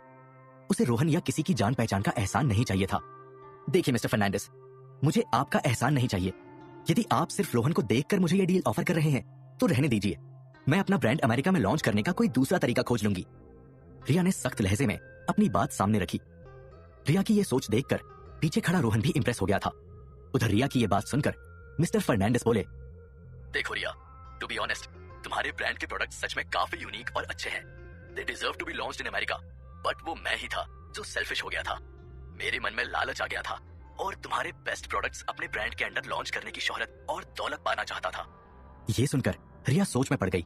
फिर बोली, तो फिर आप रोहन को देखकर मुझे डील क्यों ऑफर कर रहे हैं? इस पर मिस्टर फर्नांडिस बोले, मैं सारी दुनिया को धोखा दे सकता हूँ, लेकिन रोहन सर को नहीं, क्योंकि। मिस्टर फर्नांडिस आगे कुछ कहते तभी रोहन बीच में आ गया और बोला, रिया अब मान भी जाओ, तुम्हारे प्रोडक्ट्स में कुछ तो बात होगी, तभी मिस्टर फर्नांडिस उसमें इतनी बड़ी इन्वेस्टमेंट कर रहे हैं। और वैसे भी अब तुम्हें मिस्टर आहूजा का बिजनेस भी देखना है, तो यदि तुम्हारा बिजनेस सॉर्ट आउट हो जाता है तो तुम पापा के बिजनेस पर ज्यादा फोकस कर पाओगी। रोहन की बात में रिया को दम लगा और वो मान गई। ठीक है मिस्टर फर्नांडिस, मेरा मैनेजर आपसे कांटेक्ट करके सारी फॉर्मेलिटीज पूरी कर लेगा। Let's launch glow and shine in America. Great Riya, right decision, mister Fernandes बोले। फिर उन्होंने रोहन की ओर देखा और कहा, bye Rohan sir, nice to meet you after such a long time. मेरे लायक कोई और काम हो तो बताना।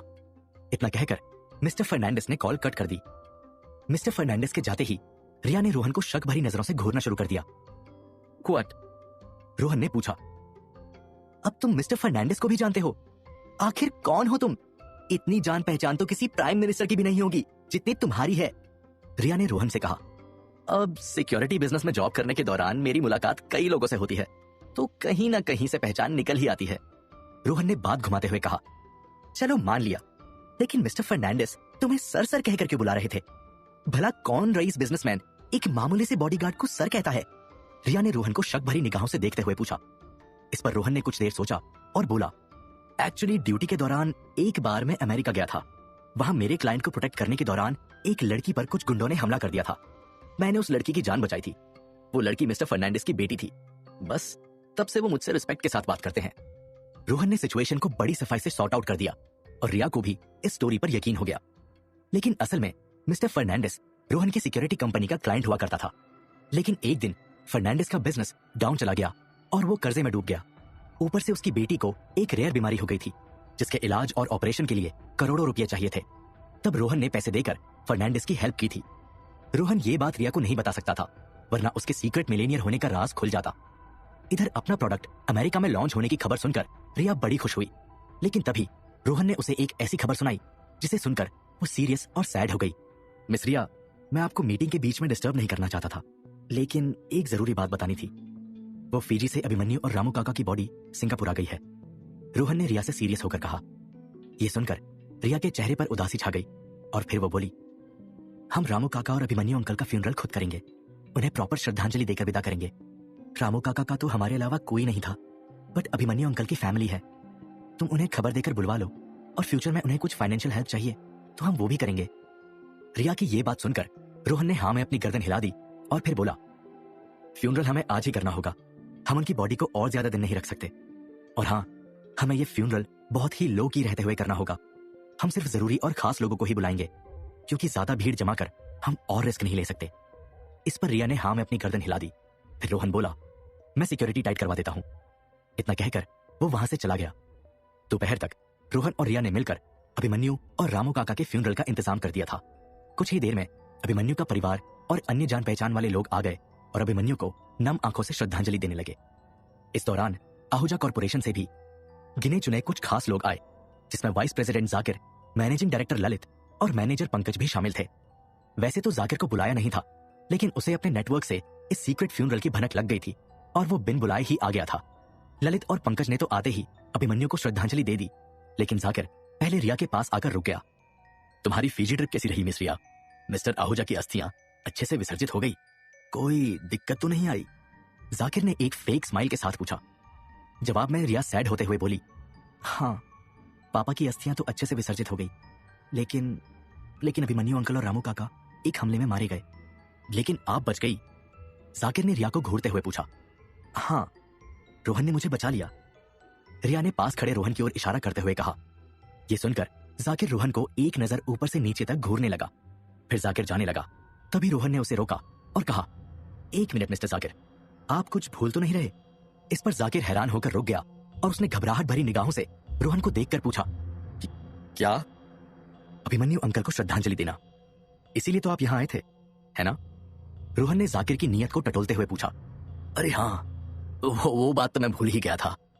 जाकिर ने बात को घुमाते हुए कहा और फिर उसने बेमन से अभिमन्यु को श्रद्धांजलि दी।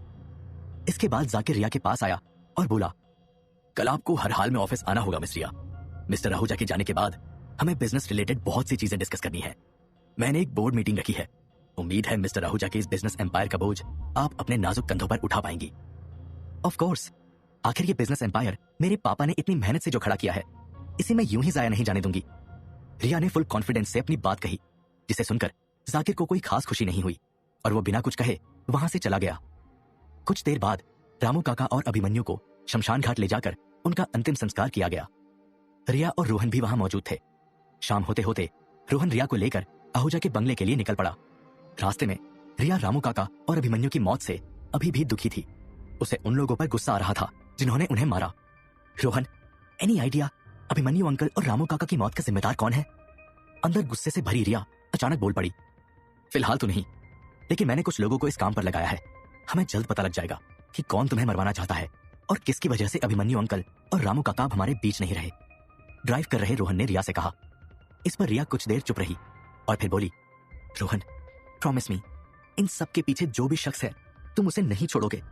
पहले उन्होंने मेरे पापा को मुझसे छीन लिया और फिर अभिमन्यु अंकल और रामू काका भी चले गए। यदि वो लोग मुझे मिल जाएं तो मैं उनका कचूमर बना दूंगी। इतना कहकर रिया गुस्से से तिलमिला उठी।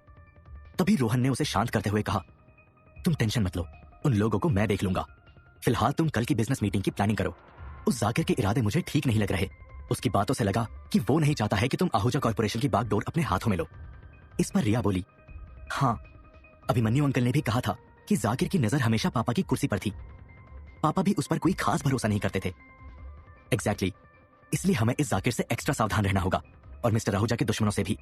फीजी के नाकाम हमले के बाद वो अब और भी एग्रेसिव हो सकते हैं, इसलिए हमें उनसे भी बचना होगा, रोहन ने कहा।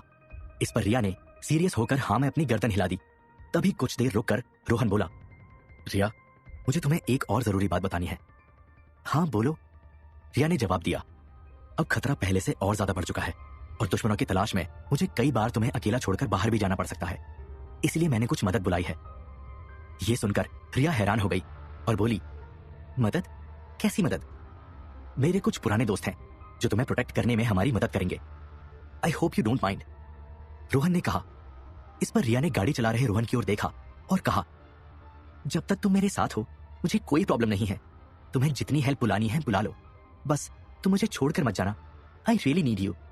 इतना कहते हुए रिया इमोशनल हो गई, जिस पर रोहन ने कुछ रिएक्ट नहीं किया और वो चुपचाप गाड़ी चलाता रहा। उधर आहूजा के बंगले के बाहर हितेश अपनी बाइक लेकर आ गया था, लेकिन सिक्योरिटी ने उसे अंदर नहीं आने दिया और कहा, रोहन सर आएंगे उसके बाद ही एंट्री मिलेगी। ऐसे में हितेश बाहर खड़ा रोहन के आने का इंतजार करने लगा। तभी वहां ब्लैक कलर की एक ओपन जीप आई। उसमें छोटी हाइट लेकिन तगड़ी बॉडी वाला चेतन मौजूद था। उसने ब्लैक लेदर जैकेट पहनी हुई थी। उसके सिर पर टोपी, आंखों पर काला चश्मा भी था। वो भी रोहन के बताए एड्रेस को फॉलो करता हुआ आहूजा के बंगले पर आ गया था। उसे भी सिक्योरिटी ने हितेश की तरह बाहर रोहन के आने तक खड़े रहने को कहा। हितेश और चेतन एक दूसरे को नहीं जानते थे। वो इस बात से भी अनजान थे कि उन दोनों को रोहन ने ही बुलाया था। दोनों एक दूसरे से कुछ दूरी पर ही खड़े थे। वो एक दूसरे को देख रहे थे और सोच रहे थे कि ये नमूना यहाँ क्या कर रहा है। तभी चेतन ने अचानक से सड़क पर पुशअप्स लगाना शुरू कर दिए, क्योंकि रोहन की वजह से उसका शाम का वर्कआउट शेड्यूल बिगड़ गया था। हालांकि पुशअप्स लगाते समय चेतन के सिर पर रखी टोपी नीचे गिर गई और उसका गंजा सर चांद सा चमकने लगा। ये देखकर पास खड़े हितेश की हंसी छूट गई। लेकिन जब चेतन ने हितेश को हंसते हुए देखा तो उसे गुस्सा आया। वो खड़ा होकर हितेश के पास गया और उसे धमकाते हुए बोला, हंस क्या रहा है बे लंबू? इस पर हितेश बोला, मेरी मर्जी में हंसू या रो, तुझे क्या है बे गंजे? गंजा किसको बोला बे? चेतन गुस्से से तिलमिलाते हुए बोला, अब यहाँ तू ही एक उजड़ा चमन है तो तुझे ही बोलूंगा ना, या तेरे ऊपरी माले की तरह तेरे अंदर का माला भी खाली है। इतना कहकर हितेश जोर जोर से हंसने लगा। इस पर गुस्से से आग बबूला हो गए चेतन ने उसे धक्का दे दिया। अबे 4 फुटिए, तेरी इतनी हिम्मत!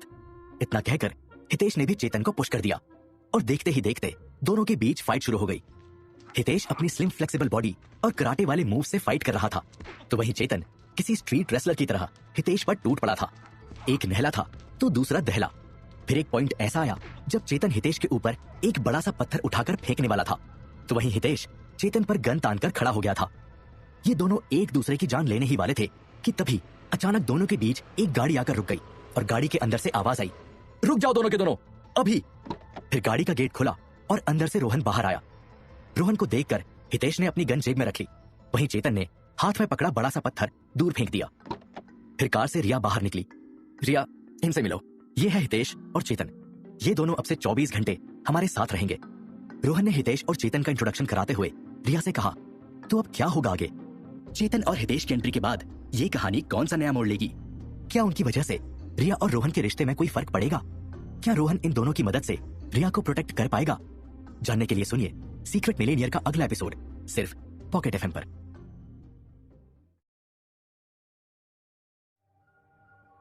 गिरीश आहूजा के बंगले पर रोहन ने अपने 2 पुराने साथियों हितेश और चेतन को बुला लिया था। ये दोनों अब से रिया के साथ साय की तरह चलने वाले थे, रोहन की तरह उसे प्रोटेक्ट करने वाले थे। हितेश और चेतन से मिलने के बाद रिया अपने कमरे में चली गई थी। वहीं रोहन चेतन और हितेश को रिया और उसके दुश्मनों से जुड़ा पूरा मैटर समझा रहा था। उसके बाद रोहन ने सबके रोल फिक्स कर दिए। हितेश अब से रिया का बॉडीगार्ड होने के साथ साथ उसका ड्राइवर भी होगा। रिया को जहां भी जाना या आना होगा हितेश उसे ड्रॉप और पिक करेगा। वहीं चेतन भी अधिकतर रिया के साथ ही रहेगा, लेकिन जरूरत पड़ने पर वो रोहन के साथ बाहर के काम भी निपटाएगा। रही बात रोहन की, तो उसकी फर्स्ट प्रायोरिटी रिया को प्रोटेक्ट करना ही रहेगी, लेकिन वक्त वक्त पर वो रिया के दुश्मनों को फॉलो करता हुआ उससे दूर भी जाएगा और सिचुएशन को देखते हुए ओवरऑल प्लानिंग भी बनाएगा। हितेश और चेतन को प्लान समझाने के बाद रोहन ने उन्हें भी आहूजा के बंगले में एक सेपरेट कमरा दे दिया, ताकि वक्त पड़ने पर वो भी फौरन रिया की मदद को आ सके। फिर रोहन ने हितेश और चेतन को गुड नाइट कहा और अपने कमरे में सोने के लिए जाने लगा। लेकिन उसने सोचा कि कल आहूजा के ऑफिस में बोर्ड मीटिंग अटेंड करने से पहले एक बार रिया से मिल लेना सही होगा। ये सोचते हुए उसने अपने कदम रिया के कमरे की ओर मोड़ लिए। जब रोहन रिया के कमरे के बाहर पहुंचा तो उसने दरवाजे पर नॉक किया। कौन? अंदर से आवाज आई, मैं हूं रोहन। रोहन ने जवाब दिया, अंदर आ जाओ। रिया अंदर से बोली। रोहन जैसे ही दरवाजा खोलकर अंदर घुसा तो उसने देखा कि रिया आईने के सामने तौलिए से अपने गीले बाल सुखा रही थी। अभिमन्यु और रामू काका के अंतिम संस्कार से लौटने के बाद रिया नहाने चली गई थी। जब वो नहाकर बाहर निकली तो उसने लाल रंग का एक शॉर्ट स्लीवलेस गाउन पहन लिया था। रिया के गोरे बदन पर अभी भी पानी की कुछ बूंदें थी। वहीं गीले बालों को तौलिए से सुखाते हुए वो बेहद अट्रैक्टिव लग रही थी। उसके पास से एक मनमोहक और रिफ्रेशिंग खुशबू आ रही थी। यदि कोई मर्द रिया को इस रूप में देख लेता तो उसे कई मिनटों तक घूरे जाता। रिया की सुंदरता को देखकर उसकी नीयत बिगड़ जाती। लेकिन रोहन, उसने तो मुश्किल से 1 सेकंड ही रिया को देखा होगा। फिर वो सीधा सोफे पर जाकर बैठ गया और रिया के फ्री होने तक अपने मोबाइल में घुस गया। उधर रिया ने जैसे ही अपने बाल सुखाए वो सीधा रोहन के पास आकर सोफे पर बैठ गई। रिया के इतने नजदीक आने पर भी रोहन का ध्यान नहीं भटका। वो सीधा पॉइंट पर आया और बोला, कल 11 बजे मिस्टर आहूजा के ऑफिस में बोर्ड मीटिंग है, तुमने उस बारे में कुछ सोचा? इस पर रिया बोली, हाँ, मैंने इस बारे में बहुत सोचा और पापा के बिजनेस को लेकर मेरे कुछ प्लान्स भी हैं। मैं उनका बिजनेस अपने अंदाज में चलाऊंगी, उसमें कुछ बड़े बदलाव करूंगी। कैसे बदलाव?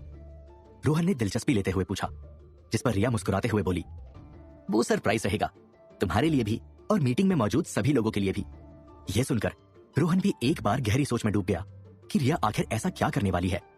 हालांकि उसने रिया से जोर देकर इस बारे में पूछा नहीं, क्योंकि उसे रिया पर भरोसा था। वो एक स्ट्रॉन्ग इंडिपेंडेंट वुमन है और उसे बिजनेस की समझ भी है, इसलिए वो जो भी करेगी सोच समझकर और अच्छा ही करेगी। तभी रिया रोहन से बोली, अच्छा सुनो, कल मीटिंग में तुम भी मेरे साथ रहना, मेरे पास खड़े रहना। हर बार मैं तुम्हें बाहर वेट करने को कहती हूँ, लेकिन इस बार मैं चाहती हूँ कि तुम भी वहां मौजूद रहो। इस पर रोहन ने हाँ में अपनी गर्दन हिला दी। फिर उसने रिया को गुड नाइट कहा और अपने कमरे में सोने चला गया। वहीं रिया बेड पर सोने के बजाय आहूजा कॉर्पोरेशन से रिलेटेड कुछ डॉक्यूमेंट्स लैपटॉप पर रीड करने लगी। अगली सुबह करीब 10 बजे रिया आहूजा कॉर्पोरेशन जाने के लिए तैयार हो गई। वो फुल प्रोफेशनल लुक में थी। उसने अपने बाल बांध रखे थे। उसने ग्रे सूट पहना था जिसमें वो काफी स्मार्ट लग रही थी। उसके चेहरे पर कॉन्फिडेंस साफ झलक रहा था। रिया जैसे ही कमरे से बाहर आई, रोहन वहां उसका इंतजार कर रहा था। गुड मॉर्निंग रोहन, रिया ने एक स्वीट सी स्माइल के साथ कहा। गुड मॉर्निंग रिया, रोहन ने नॉर्मली रिप्लाई किया। फिर रोहन रिया को लेकर बंगले से बाहर आ गया, जहां हितेश और चेतन पहले से ही कार के पास उनके आने का इंतजार कर रहे थे। रोहन और रिया कार की पिछली सीट पर बैठ गए। हितेश ड्राइवर सीट पर बैठा, जबकि चेतन उसके बगल वाली सीट पर बैठ गया। चलो लेट्स डू इट, रिया जोश भरे अंदाज में बोली और गाड़ी आहूजा कॉर्पोरेशन की ओर चल पड़ी। आहूजा कॉर्पोरेशन पहुंचते ही हितेश सबसे पहले कार से बाहर निकला और आगे बढ़ा। फिर रोहन और रिया उसके पीछे चल पड़े। सबसे लास्ट में चेतन रिया और रोहन के पीछे आया। रिया अब हर तरफ से सिक्योर थी। उस तक पहुंचने के लिए अब किसी को भी पहले इन तीन बॉडीगार्ड से निपटना होगा। ठीक 11 बजे रिया बोर्ड मीटिंग के लिए ऑफिस के मीटिंग रूम में एंटर हुई। मीटिंग रूम में एक बड़ी सी टेबल थी, जिसके आसपास दोनों कंपनी के इंपॉर्टेंट लोग बैठे थे, जिसमें जाकिर, ललित और पंकज भी शामिल थे। रिया अंदर आते ही टेबल के सेंटर पर रखी उस बड़ी सी चेयर पर बैठ गई, जिस पर कभी उसके पापा गिरीश आहूजा बैठा करते थे। रोहन भी रिया के पास आकर खड़ा हो गया। वहीं चेतन और हितेश मीटिंग रूम के गेट पर खड़े हो गए। अब हर किसी की निगाहें रिया पर टिकी थी। सब जानना चाहते थे कि आहूजा की जिस बेटी ने आज तक उसकी कंपनी में कदम तक नहीं रखा, वो आज क्या बोलेगी। वहां मौजूद किसी भी शख्स को रिया पर 1% भी भरोसा नहीं था कि वो इस कंपनी को संभाल लेगी। सब सिर्फ इसलिए चुप बैठे थे क्योंकि रिया आहूजा की इकलौती वारिस थी। इधर रिया के पास खड़ा रोहन मीटिंग में मौजूद सभी लोगों को ऑब्जर्व कर रहा था। खासकर उसकी निगाहें जाकिर पर ज्यादा टिकी थी। वहीं जाकिर भी वहां बैठे बैठे कभी रिया को तो कभी रोहन को घूरे जा रहा था। कुछ देर के ऑकवर्ड सन्नाटे के बाद कंपनी मैनेजर पंकज अपनी चेयर से खड़ा हुआ और बोला, मिस रिया, आहूजा कॉर्पोरेशन इन दिनों अच्छी हालत में नहीं चल रहा है। हम बीते कुछ दिनों में लॉस में जा रहे हैं। खासकर आहूजा सर की डेथ के बाद कंपनी के शेयर्स तेजी से नीचे जा रहे हैं।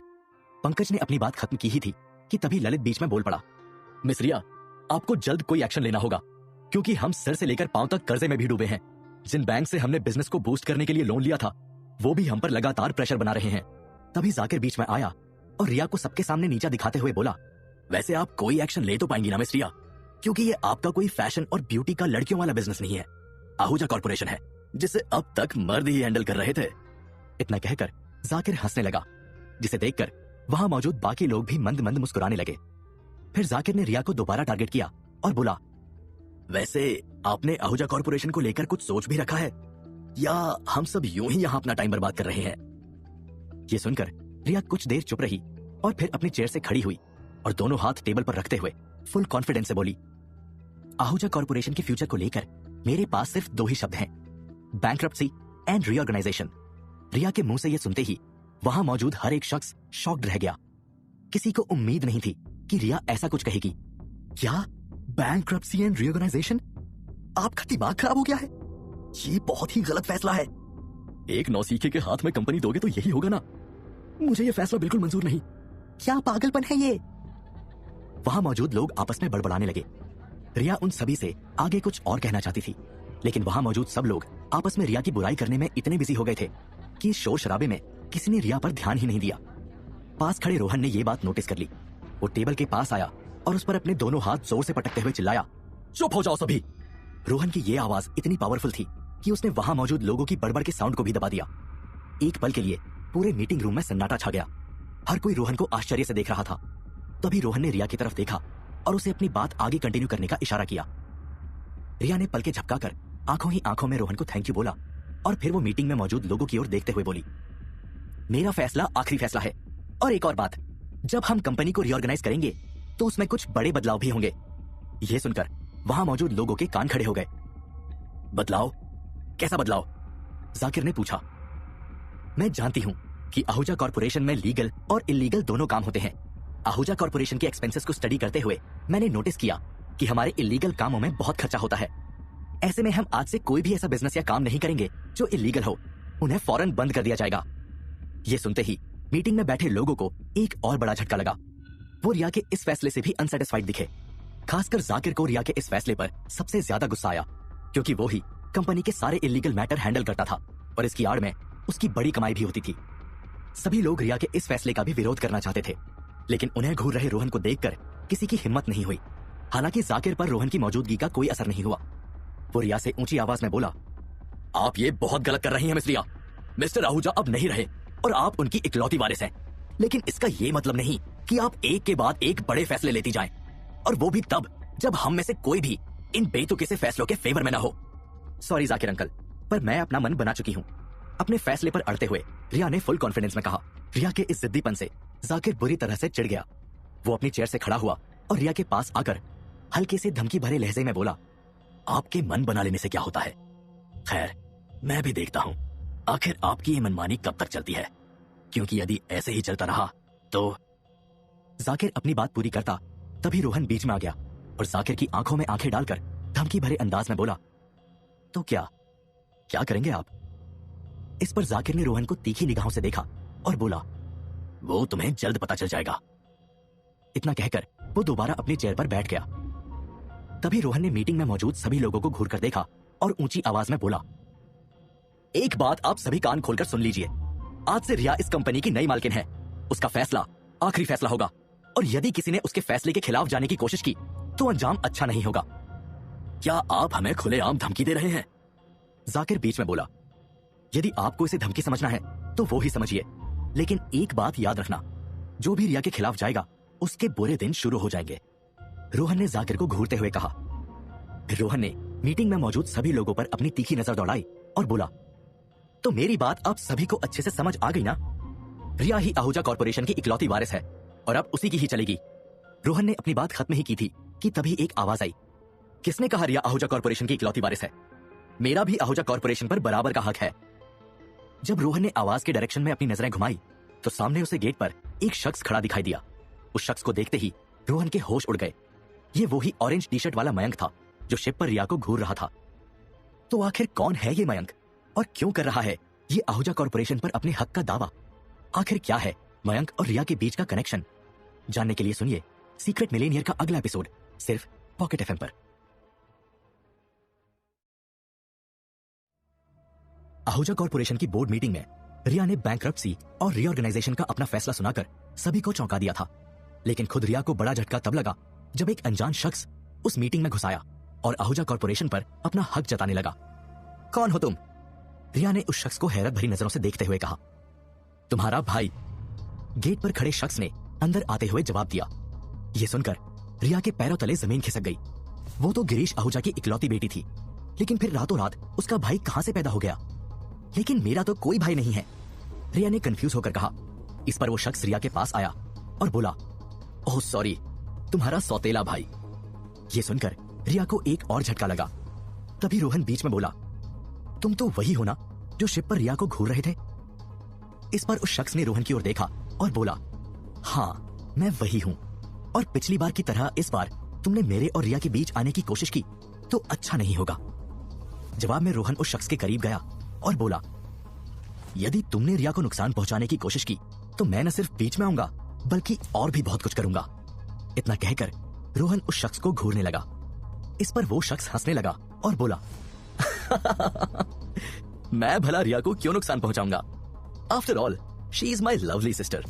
मैं तो बस आहूजा कॉर्पोरेशन में बराबरी की हिस्सेदारी चाहता हूं, जो कि मेरा हक है।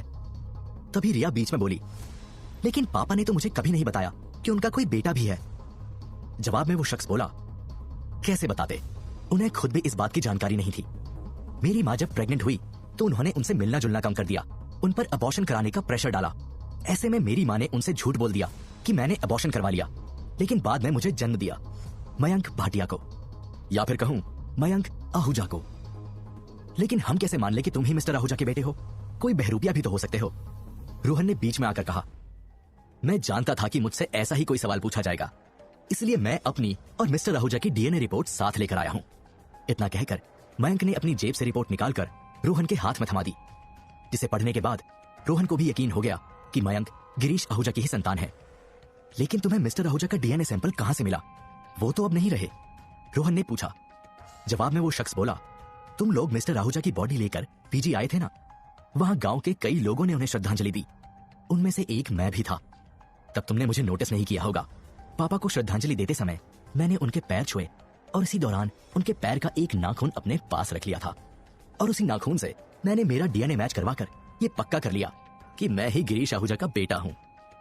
मयंक की ये बात सुनकर रिया हैरान रह गई और फिर बोली, क्या तुम भी फीजी में रहते हो? हाँ, तुम तो जानती ही होगी, तुम्हारे पापा अक्सर फीजी छुट्टियां मनाने आया करते थे, लेकिन वो यहाँ आकर सिर्फ नजारे ही नहीं देखते थे, बल्कि मेरी माँ से भी मिलते थे, उनसे प्यार करते थे। लेकिन अफसोस कि मेरी माँ अब इस दुनिया में नहीं है। ये सुनते ही रिया को भी मयंक की बातों पर थोड़ा थोड़ा यकीन होने लगा, क्योंकि उसकी माँ ने एक बार बताया था कि गिरीश आहूजा की एक प्रेमिका है। फिर रिया को यह भी पता चला कि उसके पापा इसी प्रेमिका के कारण उसकी कैंसर से पीड़ित माँ पर ध्यान नहीं दे रहे। बाद में जब आहूजा की ये प्रेमिका मर गई तो आहूजा को अपनी गलती का पछतावा हुआ। उसने रिया से माफी भी मांगी, लेकिन रिया कभी उसे माफ नहीं कर पाई। और अब उसी प्रेमिका का एक बेटा अचानक से रिया के सामने आकर खड़ा हो गया था। पहले उसकी माँ ने उसके हंसते खेलते घर को आग लगाई, और अब ये उसका बेटा आकर उसके लिए नई मुसीबतें खड़ा कर रहा था। तुम भले ही मेरे पापा के बायोलॉजिकल बेटे हो, लेकिन तुम्हारा न मुझसे कोई लेना देना है और ना ही आहूजा कॉर्पोरेशन से, इसलिए बेहतर यही होगा कि तुम यहाँ से चले जाओ। रिया ने मयंक को बाहर का रास्ता दिखाते हुए कहा, ऐसे कैसे चले जाऊं? मेरी रगों में भी तुम्हारी तरह गिरीश आहूजा का खून दौड़ रहा है, इसलिए तुम्हारी तरह मैं भी उनकी सारी प्रॉपर्टी और बिजनेस का मालिक हूं। मयंक बेबाकी से अपनी बात रखते हुए बोला, बिल्कुल सही बोल रहा है ये लड़का, और अपने हक के लिए ये कानूनी लड़ाई भी लड़ सकता है। ये आवाज जाकिर की थी, जिसने इस गर्म माहौल में आग में घी डालने का काम किया। दरअसल जाकिर रिया से हुई बहस से पहले से ही नाराज था। फिर जब रिया के इस सौतेले भाई की एंट्री हुई तो उसने सोचा कि क्यों ना इसके हक में बात कर इससे दोस्ती कर ली जाए, ताकि वक्त पड़ने पर वो रिया के खिलाफ उसके सौतेले भाई का इस्तेमाल कर सके। जाकिर को अपने फेवर में बोलता देखकर मयंक ने एक बार फिर उसकी ओर देखा, जिस पर जाकिर ने एक स्माइल पास कर दी, जैसे उसे इशारों ही इशारों में बता रहा हो कि मैं तुम्हारी तरफ हूं। बिल्कुल सही कहा इन्होंने, मयंक ने जाकिर की ओर इशारा करते हुए रिया से कहा। फिर बोला, यदि तुम शराफत से नहीं मानी तो मैं कानून का सहारा लूंगा, लेकिन अपना हक लेकर रहूंगा। जिस पर रिया बोली, तो फिर ठीक है, मैं भी अपने वकील से बात करूंगी। फिलहाल मुझे आहूजा कॉर्पोरेशन में बहुत सारी चीजें देखनी है, और तुमसे अभी और बहस करने का मेरे पास वक्त नहीं है। इतना कहकर रिया ने रोहन को चलने का इशारा किया। इशारे को समझते हुए रोहन रिया को लेकर वहां से चला गया। उसके पीछे गेट पर खड़े हितेश और चेतन भी चले गए। रिया और रोहन के जाते ही जाकिर फौरन मयंक के पास जाकर खड़ा हो गया। फिर दोनों आपस में कुछ बात करने लगे। उधर रिया ऑफिस में मौजूद अपने पापा के प्राइवेट कैबिन में आ गई, जो कि अब उसका भी पर्सनल कैबिन बन चुका था। रोहन भी कैबिन के अंदर रिया के साथ मौजूद था।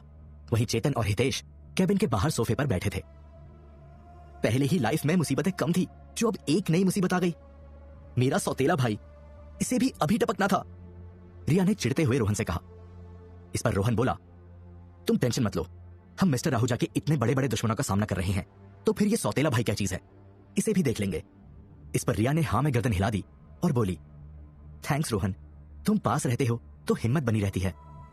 तभी उसके कैबिन में कंपनी का मैनेजर पंकज आ गया। उसके हाथ में कुछ डॉक्यूमेंट्स थे, जिन्हें उसने रिया की टेबल पर रख दिया और कहा, मिस रिया, ये कुछ डॉक्यूमेंट्स हैं जिन पर आपके साइन लगेंगे। अभी तक मिस्टर आहूजा ही इन पर साइन किया करते थे, लेकिन अब से ये काम आपको करना होगा। ये सुनकर रिया उन डॉक्यूमेंट्स पर एक नजर दौड़ाने लगी और फिर पंकज से बोली, अच्छा हुआ तुम यहाँ आ गए, मुझे पापा के बिजनेस को रीऑर्गेनाइज करने से पहले तुमसे कुछ और चीजें भी डिस्कस करनी थी। इतना कहकर रिया और पंकज बिजनेस रिलेटेड बातें करने में व्यस्त हो गए। रिया को बिजी देखकर रोहन खड़ा हुआ और बोला, रिया, मैं कुछ काम से बाहर जा रहा हूं, तब तक हितेश और चेतन यही रहेंगे तुम्हें प्रोटेक्ट करने के लिए। दोनों बाहर बैठे हैं, कुछ काम हो या कहीं जाओ तो उन्हें बुला लेना। इस पर काम में बिजी रिया ने रोहन की ओर देखा और बोली, ठीक है, लेकिन जल्दी आ जाना। इस पर रोहन ने हाँ में अपनी गर्दन हिला दी और वहां से चला गया। वहीं रिया पंकज के साथ बिजनेस रिलेटेड चीजें डिस्कस करने में बिजी हो गई। रिया के कैबिन से बाहर आते ही रोहन सोफे पर मौजूद हितेश और चेतन के पास रुका। मैं कुछ देर के लिए बाहर जा रहा हूं, तब तक तुम दोनों रिया पर कड़ी नजर रखना। यदि कोई भी खतरा महसूस हो तो तुरंत मुझे कॉल करना। रोहन ने कहा। तुम टेंशन मत लो रोहन, हम सब संभाल लेंगे। हितेश बोला। और यदि किसी ने रिया को नुकसान पहुंचाना चाहा तो मैं उसकी चटनी बना दूंगा। चेतन ने अपनी हथेली पर मुक्का मारते हुए कहा। यह सुनकर रोहन को यकीन हो गया कि रिया सेफ हाथों में है, इसलिए वो निश्चिंत होकर वहां से चला गया।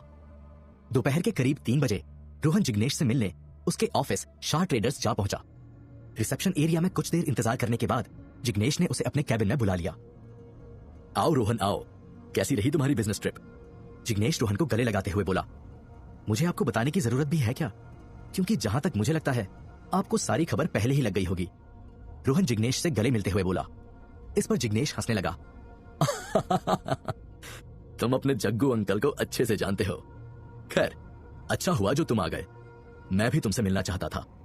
जिग्नेश बोला और फिर उसने रोहन को सोफे पर बैठने का इशारा किया। अरे हाँ, फोन पर आप कह रहे थे कि आपको मुझसे कुछ जरूरी बात करनी है। बोलिए, क्या बात है? रोहन सोफे पर बैठते हुए बोला। इस पर जिग्नेश रोहन के सोफे के सामने मौजूद अपनी आरामदायक चेयर पर बैठ गया। फिर उसने अपनी सिगार सुलगाई और कश लेते हुए बोला। मुझे पता चल गया है कि फीजी में रिया पर हमला किसने करवाया था। यह सुनते ही रोहन के कान खड़े हो गए। किसने करवाया? जवाब जानने को बेताब रोहन ने पूछा। जाकिर, जिग्नेश ने जवाब दिया। यह सुनकर रोहन के जैसे पैरों तले जमीन ही खिसक गई। वो ये तो जानता था कि जाकिर रिया को पसंद नहीं करता है, लेकिन उसने ये नहीं सोचा था कि वो इस हद तक नीचे गिर जाएगा कि रिया को मरवाना चाहेगा। क्या आपको पक्का यकीन है कि ये जाकिर का ही काम है? रोहन ने कंफर्म करने के लिए दोबारा पूछा। अब मेरे पास कोई पक्का सबूत तो नहीं है, लेकिन मेरे सोर्सेज 90% सही ही होते हैं, जिग्नेश ने जवाब दिया। लेकिन बिना किसी पक्के सबूत के हम जाकिर पर कोई भी एक्शन नहीं ले सकते, रोहन ने कहा। फिर वो कुछ देर रुककर बोला। वैसे ये जाकिर का क्या सीन है, इसके बारे में थोड़ा और खुलकर बताएंगे? इस पर जिग्नेश बोला। जाकिर की नजर हमेशा से आहूजा की कुर्सी पर रही है, लेकिन वो इतना पावरफुल नहीं था कि आहूजा का कुछ बिगाड़ सके। पर जब आहूजा की मौत हुई तो उसकी हिम्मत बढ़ गई। बीते कुछ दिनों में उसका पठान से मिलना जुलना बढ़ गया है। फीजी वाला हमला भी उसने पठान की मदद से ही करवाया था। अब ये पठान कौन है? रोहन ने पूछा।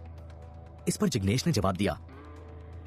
पठान और आहूजा कभी बिजनेस पार्टनर्स हुआ करते थे, लेकिन पठान ने पैसों के लालच में आहूजा को धोखा दिया था। वो चोरी छिपे पैसों का हेर फेर करने लगा। जब आहूजा को इसकी भनक लगी तो उसने पठान को सरेआम जलील किया, फिर उसे बेइज्जत करके अपने बिजनेस से निकाल फेंका। बस तब से ही पठान और आहूजा का 36 का आंकड़ा चल रहा था। लेकिन वो रिया को क्यों मारना चाहता है, और वो इसमें जाकिर की हेल्प क्यों कर रहा है? रोहन ने पूछा। इस पर जिग्नेश बोला।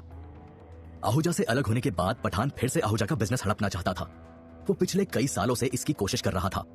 फिर आहूजा की मौत के बाद उसका ये रास्ता और भी आसान हो गया था, लेकिन अब रिया उसके रास्ते का कांटा है, क्योंकि वो आहूजा कॉर्पोरेशन की इकलौती वारिस है। इसलिए यदि रिया भी मर जाती है तो जाकिर की हेल्प से वो आसानी से आहूजा कॉर्पोरेशन पर कब्जा कर लेगा और बदले में जाकिर को भी कोई बड़ी पोजीशन दे देगा। इसलिए दोनों की दोस्ती इन दिनों कुछ ज्यादा ही गहरी होती जा रही है। ये सुनकर रोहन कुछ देर गहरी सोच में डूब गया और फिर बोला। मतलब रिया को सेफ रखना है तो पहले इस जाकिर और पठान का कुछ करना होगा। रोहन के एक्सप्रेशंस ने जिग्नेश का इंटरेस्ट बढ़ा दिया। वैसे क्या करने का सोचा है तुमने? कैसे रोकोगे इन दोनों को? जिग्नेश ने दिलचस्पी लेते हुए पूछा। इस पर रोहन ने एक ईविल स्माइल पास की और वो खड़ा होकर बोला। आपको जल्द पता चल जाएगा। इतना कहकर रोहन वहां से चला गया। तो आखिर ऐसा क्या करेगा रोहन? कैसे मुकाबला करेगा पठान और जाकिर का? और रिया के सौतेले भाई का क्या? क्या रिया उससे पीछा छुड़ा पाएगी? जानने के लिए सुनिए सीक्रेट मिलेनियर का अगला एपिसोड, सिर्फ पॉकेट एफएम पर।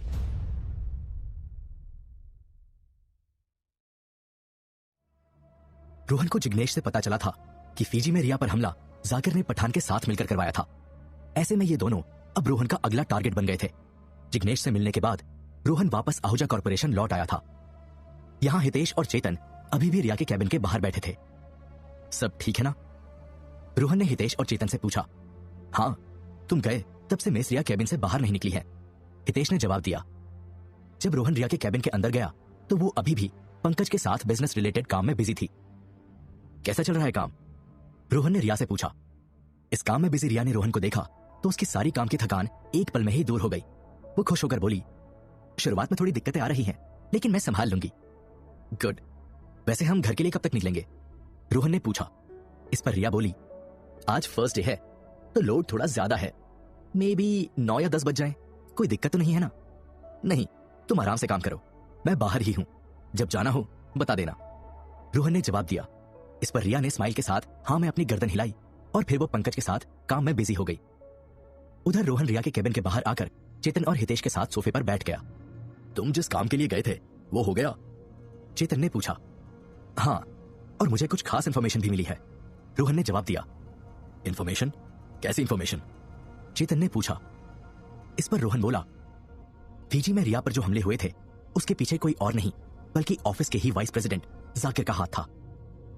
वैसे मुझे यह सुनकर कोई खास हैरानी नहीं हुई। वो जिस तरह से बोर्ड मीटिंग में रिया को बार बार टारगेट कर रहा था, उससे साफ जाहिर था कि रिया उसकी आंखों में खटक रही है।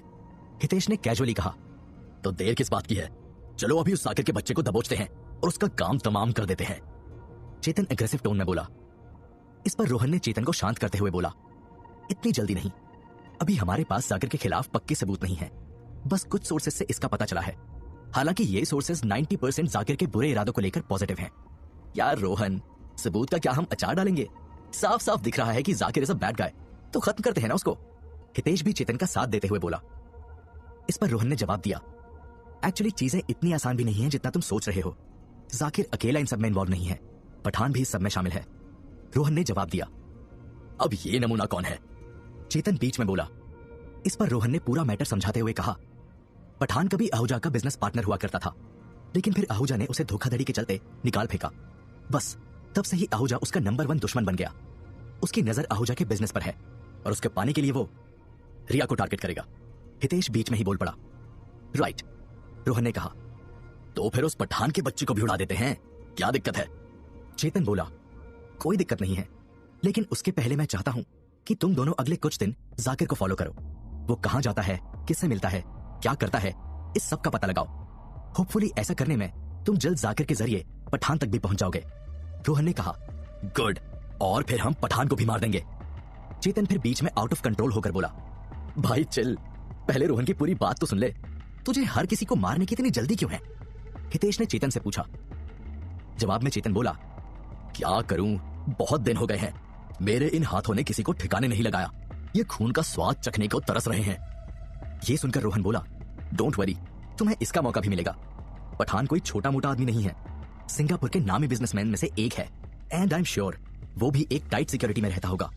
इसलिए उस तक पहुंचने से पहले हमें बहुत से लोगों को मारना होगा। ये सुनते ही चेतन के चेहरे पर एक ईवल स्माइल आ गई। उसने अपने दोनों हाथों की उंगलियां चटकाते हुए बोला, गुड, अब आएगा ना खेल में असली मजा। वैसे हमें जाकिर का पीछा कब करना है? हितेश ने पूछा। आज से ही। जाकिर जैसे ही आज ऑफिस से बाहर निकले, तुम लोग अपने काम पर लग जाना, रोहन ने कहा। इस पर चेतन और हितेश ने हाँ में अपनी गर्दन हिला दी।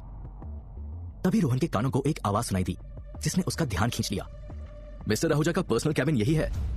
यह आवाज रिया के सौतेले भाई मयंक की थी, जो कैबिन के बाहर बैठी रिसेप्शनिस्ट से बात कर रहा था। हाँ, यही मिस्टर आहूजा का कैबिन हुआ करता था, लेकिन अब यह मिस रिया का कैबिन है, रिसेप्शनिस्ट ने जवाब दिया। इस पर मयंक बड़े कॉन्फिडेंस से बोला, हाँ, अभी भले ही ये मिस रिया का कैबिन हो, लेकिन जल्द मेरा यानी मयंक आहूजा का कैबिन बन जाएगा। मयंक की ये बात सुनकर पास ही सोफे पर बैठे रोहन से रहा नहीं गया। तुम यहाँ क्या कर रहे हो? रोहन ने सख्त लहजे में पूछा। ये सुनकर मयंक पलटा और वो रोहन को देखकर इतरा कर बोला, अपने ऑफिस का मुआयना कर रहा हूं, और क्या। अब कल को ये आहूजा कॉर्पोरेशन मुझे ही संभालना है, तो इस बिल्डिंग का कोना कोना पता तो होना चाहिए ना। इस पर रोहन सोफे से उठकर मयंक के पास गया और बोला, ये शेख चिल्ली के सपने देखना बंद करो, तुम कभी आहूजा कॉर्पोरेशन के मालिक नहीं बनोगे।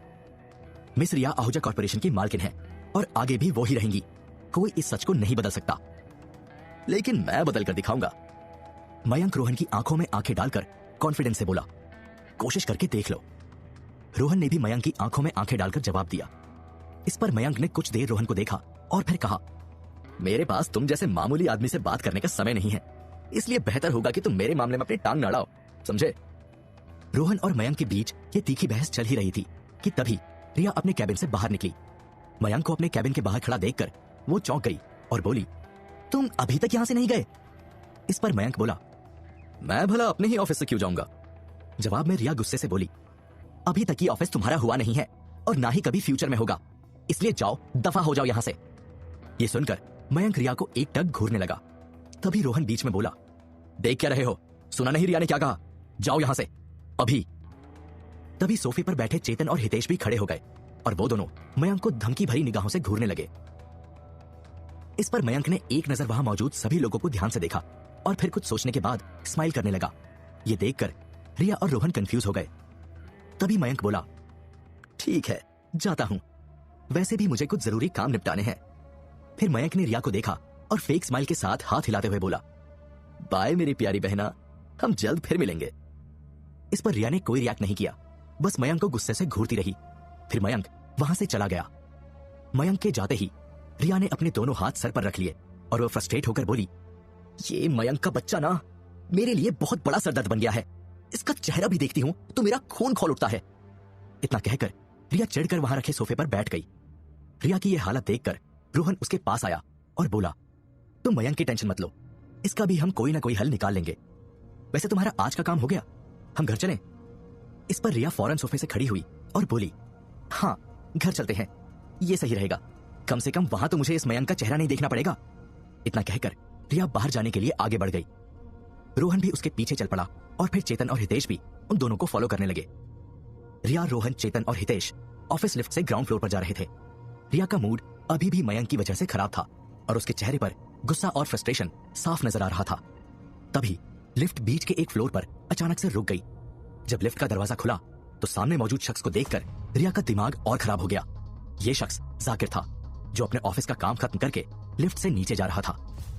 रिया को लिफ्ट में अचानक से अपने सामने देखकर जाकिर ने एक फेक स्माइल पास की, लेकिन रिया ने जाकिर को इग्नोर किया। फिर जाकिर भी लिफ्ट में आ गया और लिफ्ट फिर से नीचे जाने लगी। इस दौरान गुस्से में खड़ी रिया ने जाकिर की तरफ देखा तक नहीं। तभी जाकिर ने रिया के फ्रस्ट्रेटेड और थकान भरे चेहरे को देखकर कहा, लगता है ऑफिस के पहले दिन ही आपकी हालत खराब हो गई मिस रिया। आपके ये नाजुक कंधे ऑफिस का फर्स्ट डे ही बड़ी मुश्किल से झेल पाए। यदि अभी से आपका ये हाल हो गया तो आगे क्या होगा? जाकिर की इन बातों को रिया ने अनसुना कर दिया और उसकी तरफ एक नजर देखा तक नहीं।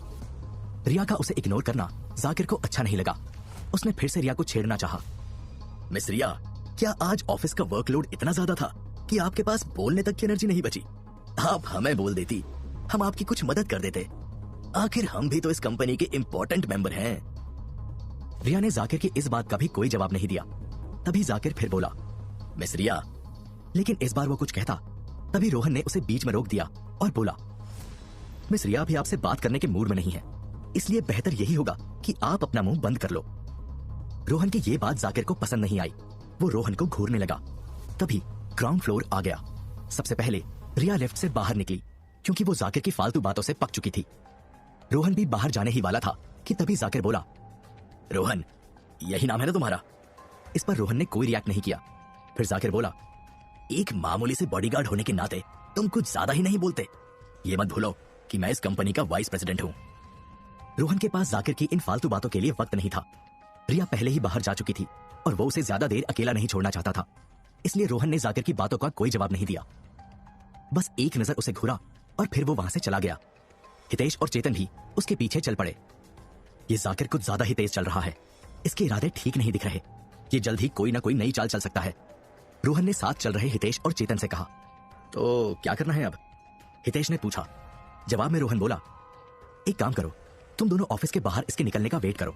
जब वो बाहर आए उसे फॉलो करना शुरू कर दो। तब तक मैं रिया को लेकर घर जाता हूँ। कोई भी जरूरी बात पता चले तो मुझे फौरन बताना। ये सुनकर चेतन और हितेश ने हाँ में अपनी गर्दन हिला दी। फिर रोहन रिया को कार में बिठाकर आहूजा के बंगले पर जाने के लिए निकल पड़ा। इधर हितेश और चेतन ऑफिस के बाहर खड़े होकर जाकिर के बाहर आने का इंतजार कर रहे थे। दोनों ब्लैक शीशे वाली एक कार में बैठे हुए थे, जिसके कारण बाहर के लोगों को उनका चेहरा नहीं दिख रहा था। इस कार का इंतजाम रोहन ने पहले से ही कर दिया था। कुछ देर बाद जाकिर ऑफिस से बाहर निकला। तभी उसका ड्राइवर कार लेकर आ गया। जाकिर उस कार में बैठ गया। जाकिर की कार जैसे ही आगे बढ़ी, चेतन और हितेश भी अपनी कार में उसे फॉलो करने लगे। उधर रोहन रिया को लेकर आहूजा के बंगले पर आ गया। घर आते ही खराब मूड वाली रिया थोड़ी नॉर्मल होने लगी, लेकिन वो जैसे ही लिविंग एरिया में घुसी, सामने सोफे पर मौजूद शख्स को देखकर हैरान रह गई। उसका अभी अभी अच्छा हुआ मूड फिर से खराब हो गया, क्योंकि उसके सामने जो शख्स बैठा था वो कोई और नहीं बल्कि उसका सौतेला भाई मयंक था। तो आखिर क्यों मयंक रिया के घर तक घुस आया? क्या होगी उसकी नई चाल? क्या रिया को मयंक से छुटकारा मिलेगा या फिर कोई नई मुसीबत पैदा हो जाएगी? जानने के लिए सुनिए सीक्रेट मिलेनियर का अगला एपिसोड सिर्फ पॉकेट एफएम पर।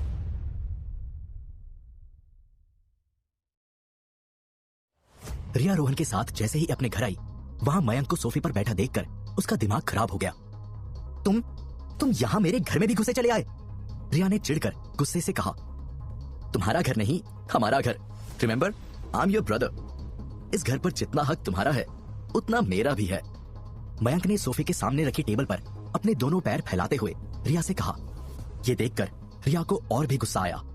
तुम ना अपनी ये बकवास बंद करो और चुपचाप निकलो यहां से, रिया मयंक को गेट का रास्ता दिखाते हुए बोली। रिया का यह गुस्सा देखकर मयंक सोफे से खड़ा हुआ और बोला, ओफो प्यारी बहना, तुम तो गुस्सा हो गई। देखो, मैं मानता हूं भाई बहनों के बीच छोटे मोटे झगड़े चलते रहते हैं, लेकिन वो एक दूसरे की केयर भी तो करते हैं। क्या तुम्हें अपने इस भाई की जरा भी परवाह नहीं है? क्या इतने साल अकेले जीवन बिताते हुए तुमने एक बार भी नहीं सोचा कि काश मेरा भी कोई भाई होता, काश मैं भी किसी की कलाई पर राखी बांध पाती? रिया के गुस्से को डाइवर्ट करने के लिए मयंक ने अब इमोशनल कार्ड प्ले करना शुरू कर दिया। मयंक की ये बात सुनकर रिया कुछ पल के लिए चुप हो गई, फिर बोली, नहीं, मुझे किसी भाई की जरूरत नहीं है। लेकिन तुम्हारे पापा, ओह सॉरी, हमारे पापा के बारे में सोचो। यदि वो जिंदा होते और उन्हें पता चलता कि उनका एक बेटा भी है तो वो खुश नहीं होते? ये नहीं चाहते कि उनका बेटा भी उनके बिजनेस में हाथ बटाए, उनका नाम रोशन करे? वो तो खुशी खुशी मुझे अपने घर में रख लेते, लेकिन तुम मुझे ऐसे बाहर निकालोगी तो उनकी आत्मा को कितना दुख होगा, ये सोचा है तुमने? मयंक ने फिर से रिया को इमोशनली ब्लैकमेल करना चाहा। पापा का नाम सुनते ही रिया थोड़ी कमजोर पड़ने लगी, वो इमोशनली ब्रेक होने लगी। हालांकि अभी भी वो मयंक को घर में रखने के पक्ष में नहीं थी। उसे समझ में नहीं आया कि वो क्या कहे। ऐसे में उसने कंफ्यूजन वाले एक्सप्रेशन के साथ रोहन की ओर देखा, जैसे कह रही हो कि अब तुम ही इसका कुछ करो। रोहन भी रिया की बात समझ गया। वो मयंक के पास आया और बोला, पहले तुम ये बताओ कि तुम्हें अंदर किसने आने दिया? सिक्योरिटी ने तुम्हें रोका नहीं? इस पर मयंक हंसते हुए बोला, सिक्योरिटी भला इस घर के वारिस को क्यों रोकने लगी? और वैसे भी मैंने कुछ कानूनी कार्यवाही की है। इतना कहकर मयंक ने कुछ पेपर्स रोहन के हाथ में थमा दिए, फिर बोला, इन पेपर्स को मैंने सिंगापुर के जाने माने वकील से रेडी करवाया है, थैंक्स टू मिस्टर जाकिर, जिन्होंने मुझे इस वकील का सजेशन दिया। इन पेपर्स में लिखा है कि जब तक गिरीश आहूजा की प्रॉपर्टी और बिजनेस के बंटवारे का फैसला नहीं हो जाता, तब तक उनका बायोलॉजिकल सन यानी कि मैं उनके घर और ऑफिस में आ और जा सकता हूँ। फिलहाल इस पर मेरा भले ही कानूनी हक ना हो, लेकिन तुम मुझे यहाँ से आने से रोक नहीं सकते। इन पेपर्स को पढ़ने और मयंक की बात सुनने के बाद रोहन ने सवालिया नजरों से रिया की ओर देखा, जैसे पूछ रहा हो कि अब इसका क्या करना है। इस पर रिया गुस्से में मयंक के पास गई और बोली, तुम्हें इन पेपर्स के दम पर घर और ऑफिस में आना है तो शौक से आओ, लेकिन मेरे आसपास मत भटकना, क्योंकि मैं तुम्हारी शक्ल भी नहीं देखना चाहती। इतना कहकर रिया गुस्से में अपने कमरे में चली गई। उधर हितेश और चेतन जाकिर की कार का पीछा कर रहे थे। तभी जाकिर की गाड़ी ड्रिंक और डाई नाम के एक नाइट क्लब के बाहर आकर रुकी। जाकिर अपनी कार के बाहर उतरा और उस नाइट क्लब के अंदर चला गया। ये देखकर हितेश और चेतन ने भी अपनी कार वहां रोक दी और वो भी उस नाइट क्लब में चले गए। दोनों जैसे ही उस क्लब में घुसे, वहां का नजारा देखकर दंग रह गए। क्लब में कहीं बार डांसर्स नाच रही थी तो कहीं लोग ड्रिंक के साथ साथ हर तरह के नशे कर रहे थे। इस क्लब में जितने भी लोग थे उनमें से 90% लोग के पास या तो गन थी या फिर चाकू था। इस क्लब को देखकर ऐसा लग रहा था कि ये खास तौर पर सिर्फ गैंगस्टर्स के लिए ही बना है। ये जगह तो क्रिमिनल्स के लिए किसी स्वर्ग से कम नहीं है, हितेश ने नाइट क्लब में अपनी नजरें दौड़ाते हुए कहा। तभी चेतन ने देखा कि जाकिर सीढ़ियों से होता हुआ नाइट क्लब के फर्स्ट फ्लोर पर जा रहा है। मिल गया हमारा शिकार, चेतन ने सीढ़ी चढ़ रहे जाकिर की ओर इशारा करते हुए कहा। फिर हितेश और चेतन भी उन सीढ़ियों से होते हुए जाकिर का पीछा करने लगे। फर्स्ट फ्लोर पर आते ही जाकिर वहां बने एक वीआईपी लाउंज में एंटर हुआ। इस वीआईपी लाउंज में एक बड़ी सी कांच की दीवार थी, जिससे बाहर खड़े चेतन और हितेश को अंदर का नजारा साफ दिख रहा था। उन्होंने देखा कि 2 सिक्योरिटी गार्ड्स ने जाकिर की चेकिंग की और फिर उसे अंदर जाने दिया।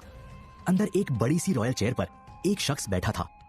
जाकिर जैसे ही उस शख्स के पास गया, उसने अपना सर झुकाकर उस शख्स का बड़े ही रिस्पेक्ट से हाथ चूमा। क्या ये? चेतन उस शख्स को देखकर आगे कुछ बोलने ही वाला था कि तभी हितेश बीच में उसका शक दूर करते हुए बोल पड़ा, हाँ ये वही है, पठान। उधर रिया अपने सौतेले भाई मयंक के घर में घुस आने से गुस्सा होकर अपने रूम में चली गई थी, लेकिन रोहन अब भी लिविंग एरिया में मयंक के सामने खड़ा था। यदि तुम्हें यहां रहना है तो कुछ रूल्स फॉलो करने होंगे, रोहन ने मयंक को देखकर सख्त लहजे में कहा। और अगर ना फॉलो करूं तो? मयंक ने पूछा। इस पर रोहन मयंक के करीब गया और उसे घूरते हुए बोला, वो ऑप्शन तुम्हारे पास नहीं है। इस पर मयंक कुछ रिएक्ट करता उसके पहले ही रोहन ने उसे ऊंची आवाज में रूल सुनाने शुरू कर दिए। रूल नंबर 1, इस घर में मिस रिया की सेफ्टी सबसे ज्यादा इंपॉर्टेंट है, इसलिए तुम बिना मेरी परमिशन के इस घर में अपने किसी दोस्त, कलीग, रिश्तेदार या किसी भी शख्स को नहीं ला सकते।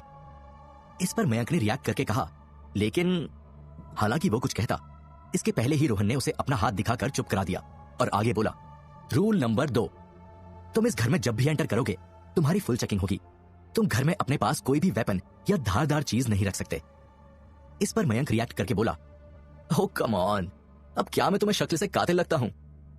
रोहन ने मयंक को इग्नोर किया और अपनी आवाज तेज करते हुए बोला, रूल नंबर 3, तुम मिस रिया के पर्सनल और प्रोफेशनल काम में दखलंदाजी नहीं करोगे। फिर रोहन कुछ देर रुका और मयंक के करीब आकर उसे घूरते हुए बोला, और सबसे लास्ट रूल, जो सबसे ज्यादा इंपॉर्टेंट है, रूल नंबर 4, तुम कोई भी ऐसा काम नहीं करोगे जिससे मिस रिया को नुकसान पहुंचे या उनकी जान को खतरा बढ़ जाए। और यदि तुमने ऐसा कुछ किया तो मैं तुम्हारा वो हाल करूंगा जो तुम सपने में भी नहीं सोच सकते। इतना कहकर रोहन वहां से चला गया, पर मयंक कुछ देर वहीं खड़ा रहा और कुछ सोचता रहा। फिर उसने अपना सामान उठाया और बंगले में अपने लिए एक खाली कमरा ढूंढने लगा। रोहन रिया के कमरे में यह देखने आया कि उसका खराब मूड अब ठीक हुआ या नहीं। हालांकि जब वो कमरे में गया तो रिया उसे अभी भी खराब मूड और गुस्से में दिख रही थी। वो बेड पर बैठी थी और पास रखे न्यूज़पेपर के पन्नों की बॉल्स बनाकर उसके सामने टेबल पर रखी बोतल पर गुस्से से फेंक रही थी। तुम ठीक तो हो?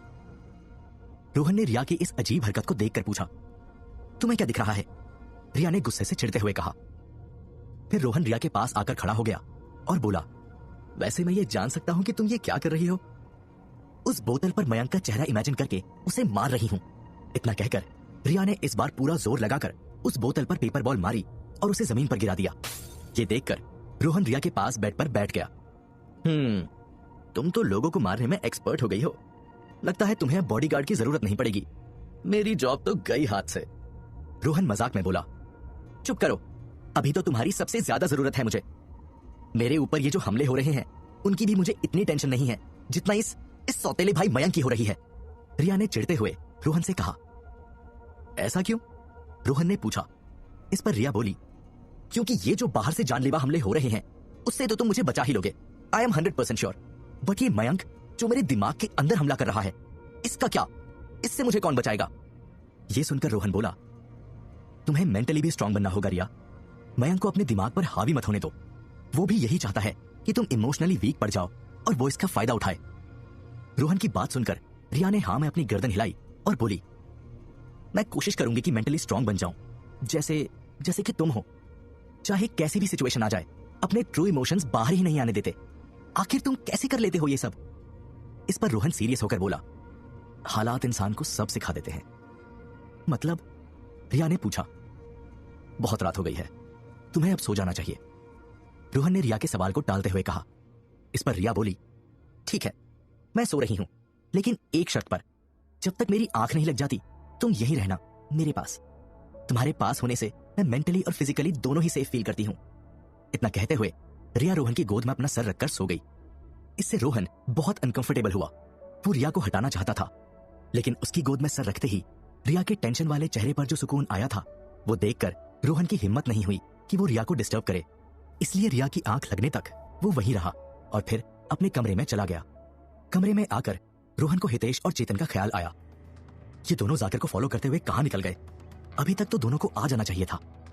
उधर ड्रिंक और डाई नाइट क्लब के वीआईपी लाउंज में जाकिर पठान के सामने खड़ा था। ऊंचा कद, लंबे बाल, बड़ी बड़ी दाढ़ी मूंछ और बदन पर काला कुर्ता पजामा। पठान उम्र में भले ही 45 साल का था, लेकिन उसकी बॉडी और फिटनेस ऐसी थी कि 25 साल का नौजवान भी शर्मा जाए। पठान अपने गुस्से को लेकर बड़ा बदनाम था। उसे जब गुस्सा आता है तो कत्लेआम मच जाता है। यही वजह है कि लोग उसके सामने खड़े होते ही थर थर कांपने लगते हैं। आज पठान के सामने खड़े जाकिर का भी यही हाल था। रिया का क्या हुआ जाकिर? मरी या फिर अभी तक जिंदा है? पठान ने जाकिर को घूरते हुए अपनी भारी आवाज में पूछा। जिंदा है पठान भाई, जाकिर नर्वस होकर बोला। इस पर पठान को हल्का सा गुस्सा आया और वो ऊंची आवाज में बोला, लेकिन मैंने तुम्हें फिजी में हमला करने के लिए 100 से अधिक आदमी दिए थे। क्या वो सब मिलकर एक पिद्दी सी लड़की को नहीं मार पाए? इस पर जाकिर डर गया और फिर वो हिम्मत करके बोला, भाईजान, दरअसल हमने रिया पर हमले तो कई बार किए, लेकिन हर बार उसका एक बॉडीगार्ड उसे बचा लेता है। ये सुनकर पठान हंसने लगा।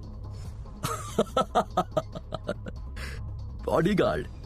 तो तुम कहना चाह रहे हो कि हमारी पूरी गुंडों की फौज भी उस अकेले बॉडीगार्ड के आगे हार गई? कहीं तुम मजाक तो नहीं कर रहे? क्योंकि मुझे ऐसे मजाक बिल्कुल पसंद नहीं है। पठान ने जाकिर को घूरते हुए कहा। नहीं भाईजान, मैं सच कह रहा हूं। जहां तक मैंने पता किया है, ये कोई मामूली बॉडीगार्ड नहीं है। उसकी स्किल्स और पावर्स ऐसी हैं जिसे पहले किसी ने नहीं देखी। और तो और खुद आहूजा ने उसे अपनी बेटी को प्रोटेक्ट करने के लिए रखा था। यह सुनकर पठान थोड़ा सीरियस हो गया और कुछ सोचते हुए बोला, आहूजा। फिर वो जाकिर की तरफ देखकर बोला, क्या नाम बताया तुमने उस बॉडीगार्ड का? रोहन, जाकिर ने जवाब दिया। इस पर पठान अपनी चेयर से खड़ा हुआ और बोला, ठीक है, तो फिर यदि ये रोहन ही रिया की मौत और आहूजा के बिजनेस के बीच रोड़ा बनकर खड़ा है, तो हम सबसे पहले इस रोहन को ही ठिकाने लगाएंगे। तो अब क्या होगा आगे? क्या रोहन पठान के हाथों मारा जाएगा या फिर उसे भी रोहन से जोरदार टक्कर मिलेगी? जानने के लिए सुनिए सीक्रेट मिलेनियर का अगला एपिसोड सिर्फ पॉकेट एफएम पर। गिरीश आहूजा के बंगले पर सुबह के 7 बजे थे।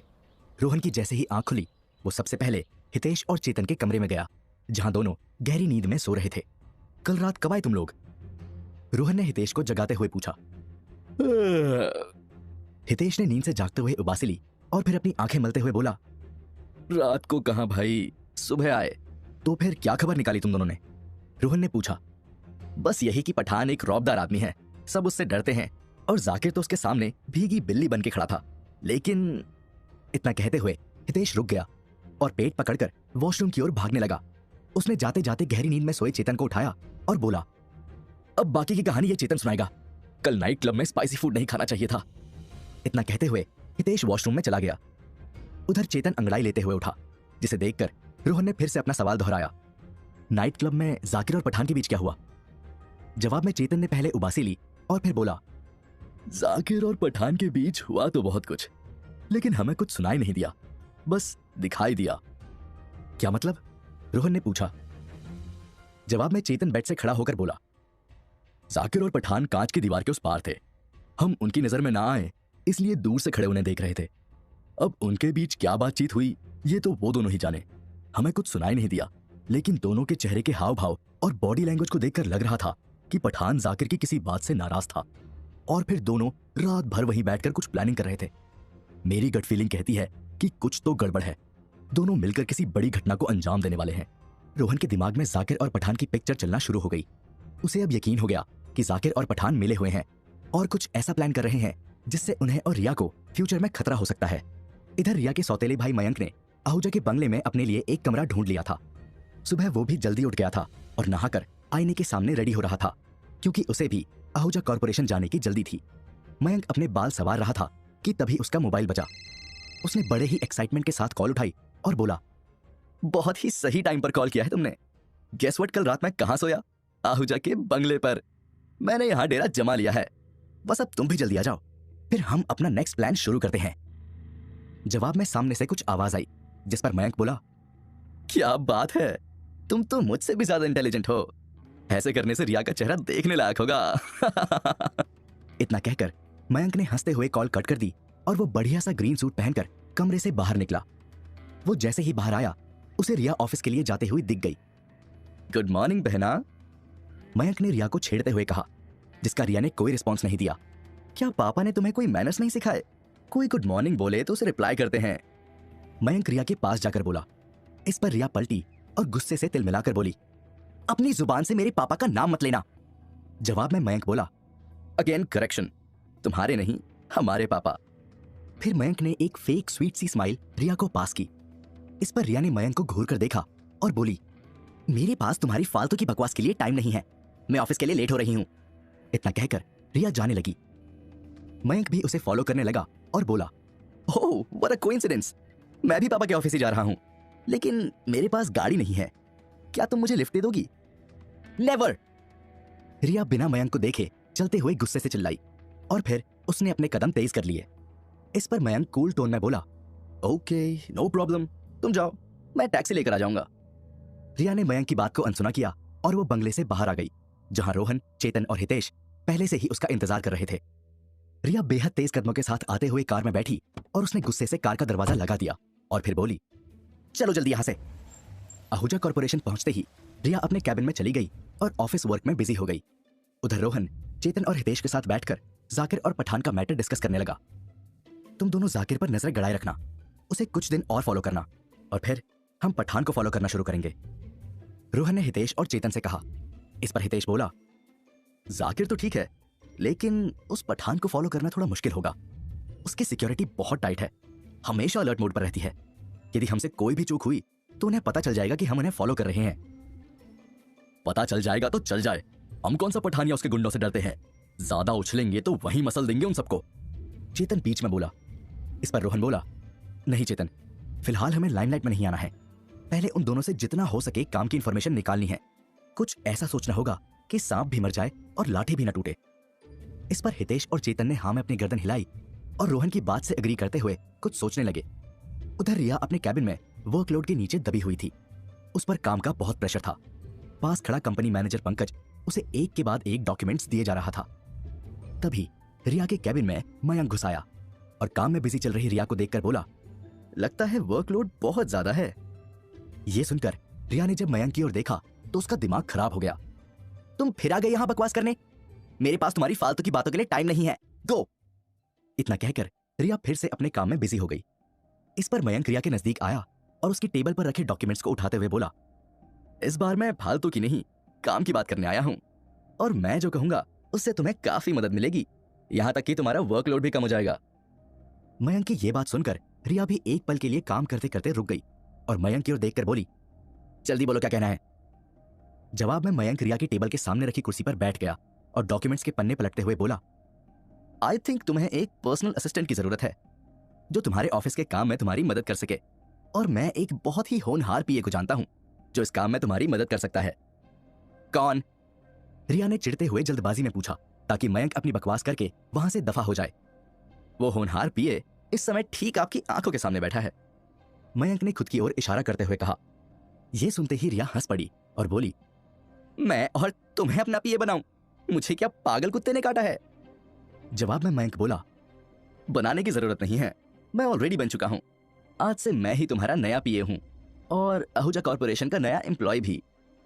मयंक की यह बात सुनकर रिया हैरान रह गई और बोली, तुमको जॉब पर किसने रखा? इस पर मयंक बोला, कंपनी के वाइस प्रेसिडेंट मिस्टर जाकिर ने। मयंक के मुंह से जाकिर का नाम सुनकर रिया और भी चिढ़ गई। फिर वो गुस्से से बोली, हाँ तो यदि वो तुम्हें जॉब पर रख सकता है तो मैं तुम्हें वापस जॉब से निकाल भी सकती हूं। नहीं निकाल सकती, मयंक तपाक से बोला। क्यों? रिया ने सवालिया नजरों से देखकर मयंक से पूछा। मिस्टर जाकिर ने मेरी जॉब का एक खास कॉन्ट्रैक्ट बनवाया है। उसके अनुसार मैंने आहूजा कॉर्पोरेशन के साथ 1 साल का एग्रीमेंट साइन किया है। मतलब 1 साल तक मेरी जॉब फिक्स रहेगी और मुझे निकाला नहीं जाएगा। यह सुनकर रिया पहले से और भी ज्यादा चिढ़ गई और बोली, मतलब 1 साल तक तुम्हें झेलना होगा? जवाब में मयंक ने स्वीट लेकिन रिया को जहर जैसी कड़वी लगने वाली स्माइल पास की और बोला, यस। यह सुनकर रिया ने टेंशन में अपना माथा पकड़ लिया, फिर अपने दिमाग को शांत करने की कोशिश की और एक गहरी सांस ली।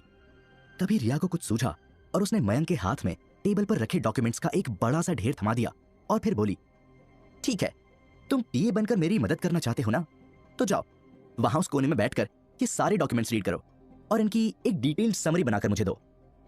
दरअसल रिया को कोई अंदाजा नहीं था कि इन डॉक्यूमेंट्स में क्या है और वो उसके वर्क प्रोसेस में काम आएंगे भी या नहीं। वो तो बस मयंक से कुछ देर के लिए छुटकारा पाना चाहती थी, तो उसने उसे रैंडमली एक काम में लगाकर बिजी कर दिया। उसका ये प्लान वर्क भी किया। मयंक ने खुशी खुशी उन डॉक्यूमेंट्स का ढेर उठाया और रिया के कैबिन के एक कोने में बैठकर उन्हें पढ़ने में बिजी हो गया। इससे उसका हमेशा बकबक करने वाला मुंह बंद हो गया और रिया को कुछ पल की शांति मिल गई। रात के करीब 8 बजे रिया अपना आज का ऑफिस वर्क निपटाकर खड़ी हो गई, लेकिन मयंक अभी भी उन ढेर सारे डॉक्यूमेंट्स को रीड करने में लगा था, जिसे देखकर रिया को बड़ा मजा आया। उसने जाते जाते मयंक के मजे लेते हुए पूछा, काम हुआ? इस पर डॉक्यूमेंट्स के ढेर के बीच बैठे मयंक ने नर्वस होकर कहा, नहीं, अभी और टाइम लगेगा। यह सुनकर रिया के चेहरे पर स्माइल आ गई। गुड, लगे रहो, जब ये हो जाए तो कल मैं तुम्हें और दूसरे काम दूंगी। इतना कहकर रिया वहां से चली गई और मयंक फिर से काम में बिजी हो गया। कैबिन के बाहर आते हुए रिया के चेहरे पर अब टेंशन कम हो गई थी। उसे रोहन की वो बात याद आ गई कि मयंक को अपने दिमाग पर हावी मत होने दो, और आज जब रिया ने अपने दिमाग को शांत करके कुछ सोचा तो उसे मयंक से छुटकारा पाने का आइडिया मिल गया। रिया एक बड़ी सी स्माइल के साथ खुशी खुशी कैबिन के बाहर निकली और फिर रोहन, हितेश और चेतन के पास आकर खड़ी हो गई। रिया को इस तरह खुश देखकर रोहन भी हैरान रह गया। क्या बात है, आज तो बड़े अच्छे मूड में लग रही हो। आज वो मयंक ऑफिस नहीं आया क्या? रोहन ने रिया की स्माइल देखते हुए पूछा। नहीं, आया था ना, और मेरा पीए भी बन गया, लेकिन मैंने सब संभाल लिया। पीए? रोहन ने कंफ्यूज होकर पूछा। लंबी कहानी है, मैं रास्ते में बताती हूँ। इतना कहकर रिया, रोहन, हितेश और चेतन के साथ ऑफिस से बाहर आ गई। यहाँ सभी कार में बैठे और कार चल पड़ी। रास्ते में रिया ने रोहन को मयंक की पूरी कहानी सुना दी। रिया ने जिस तरह से मयंक को अकेले हैंडल किया, उससे रोहन इंप्रेस हुआ। रिया काफी लंबे समय के बाद अच्छे मूड में थी। ऐसे में उसका घर जाने का मन नहीं था, वो कहीं और घूमने जाना चाहती थी। इसलिए वो अचानक से बोल पड़ी, आज हम लोग डिनर पर कहीं बाहर चलें? ये सुनकर रोहन एक पल के लिए चौंक गया और फिर बोला, अभी हमारा बाहर घूमना सेफ नहीं होगा। इस पर रिया बोली, प्लीज रोहन चलो ना, आज मेरा बाहर खाने का बड़ा मन कर रहा है। और रही बात सेफ्टी की, तो मेरे साथ 3 बॉडीगार्ड घूम रहे हैं, किसी की मजाल जो मुझे हाथ भी लगा दे।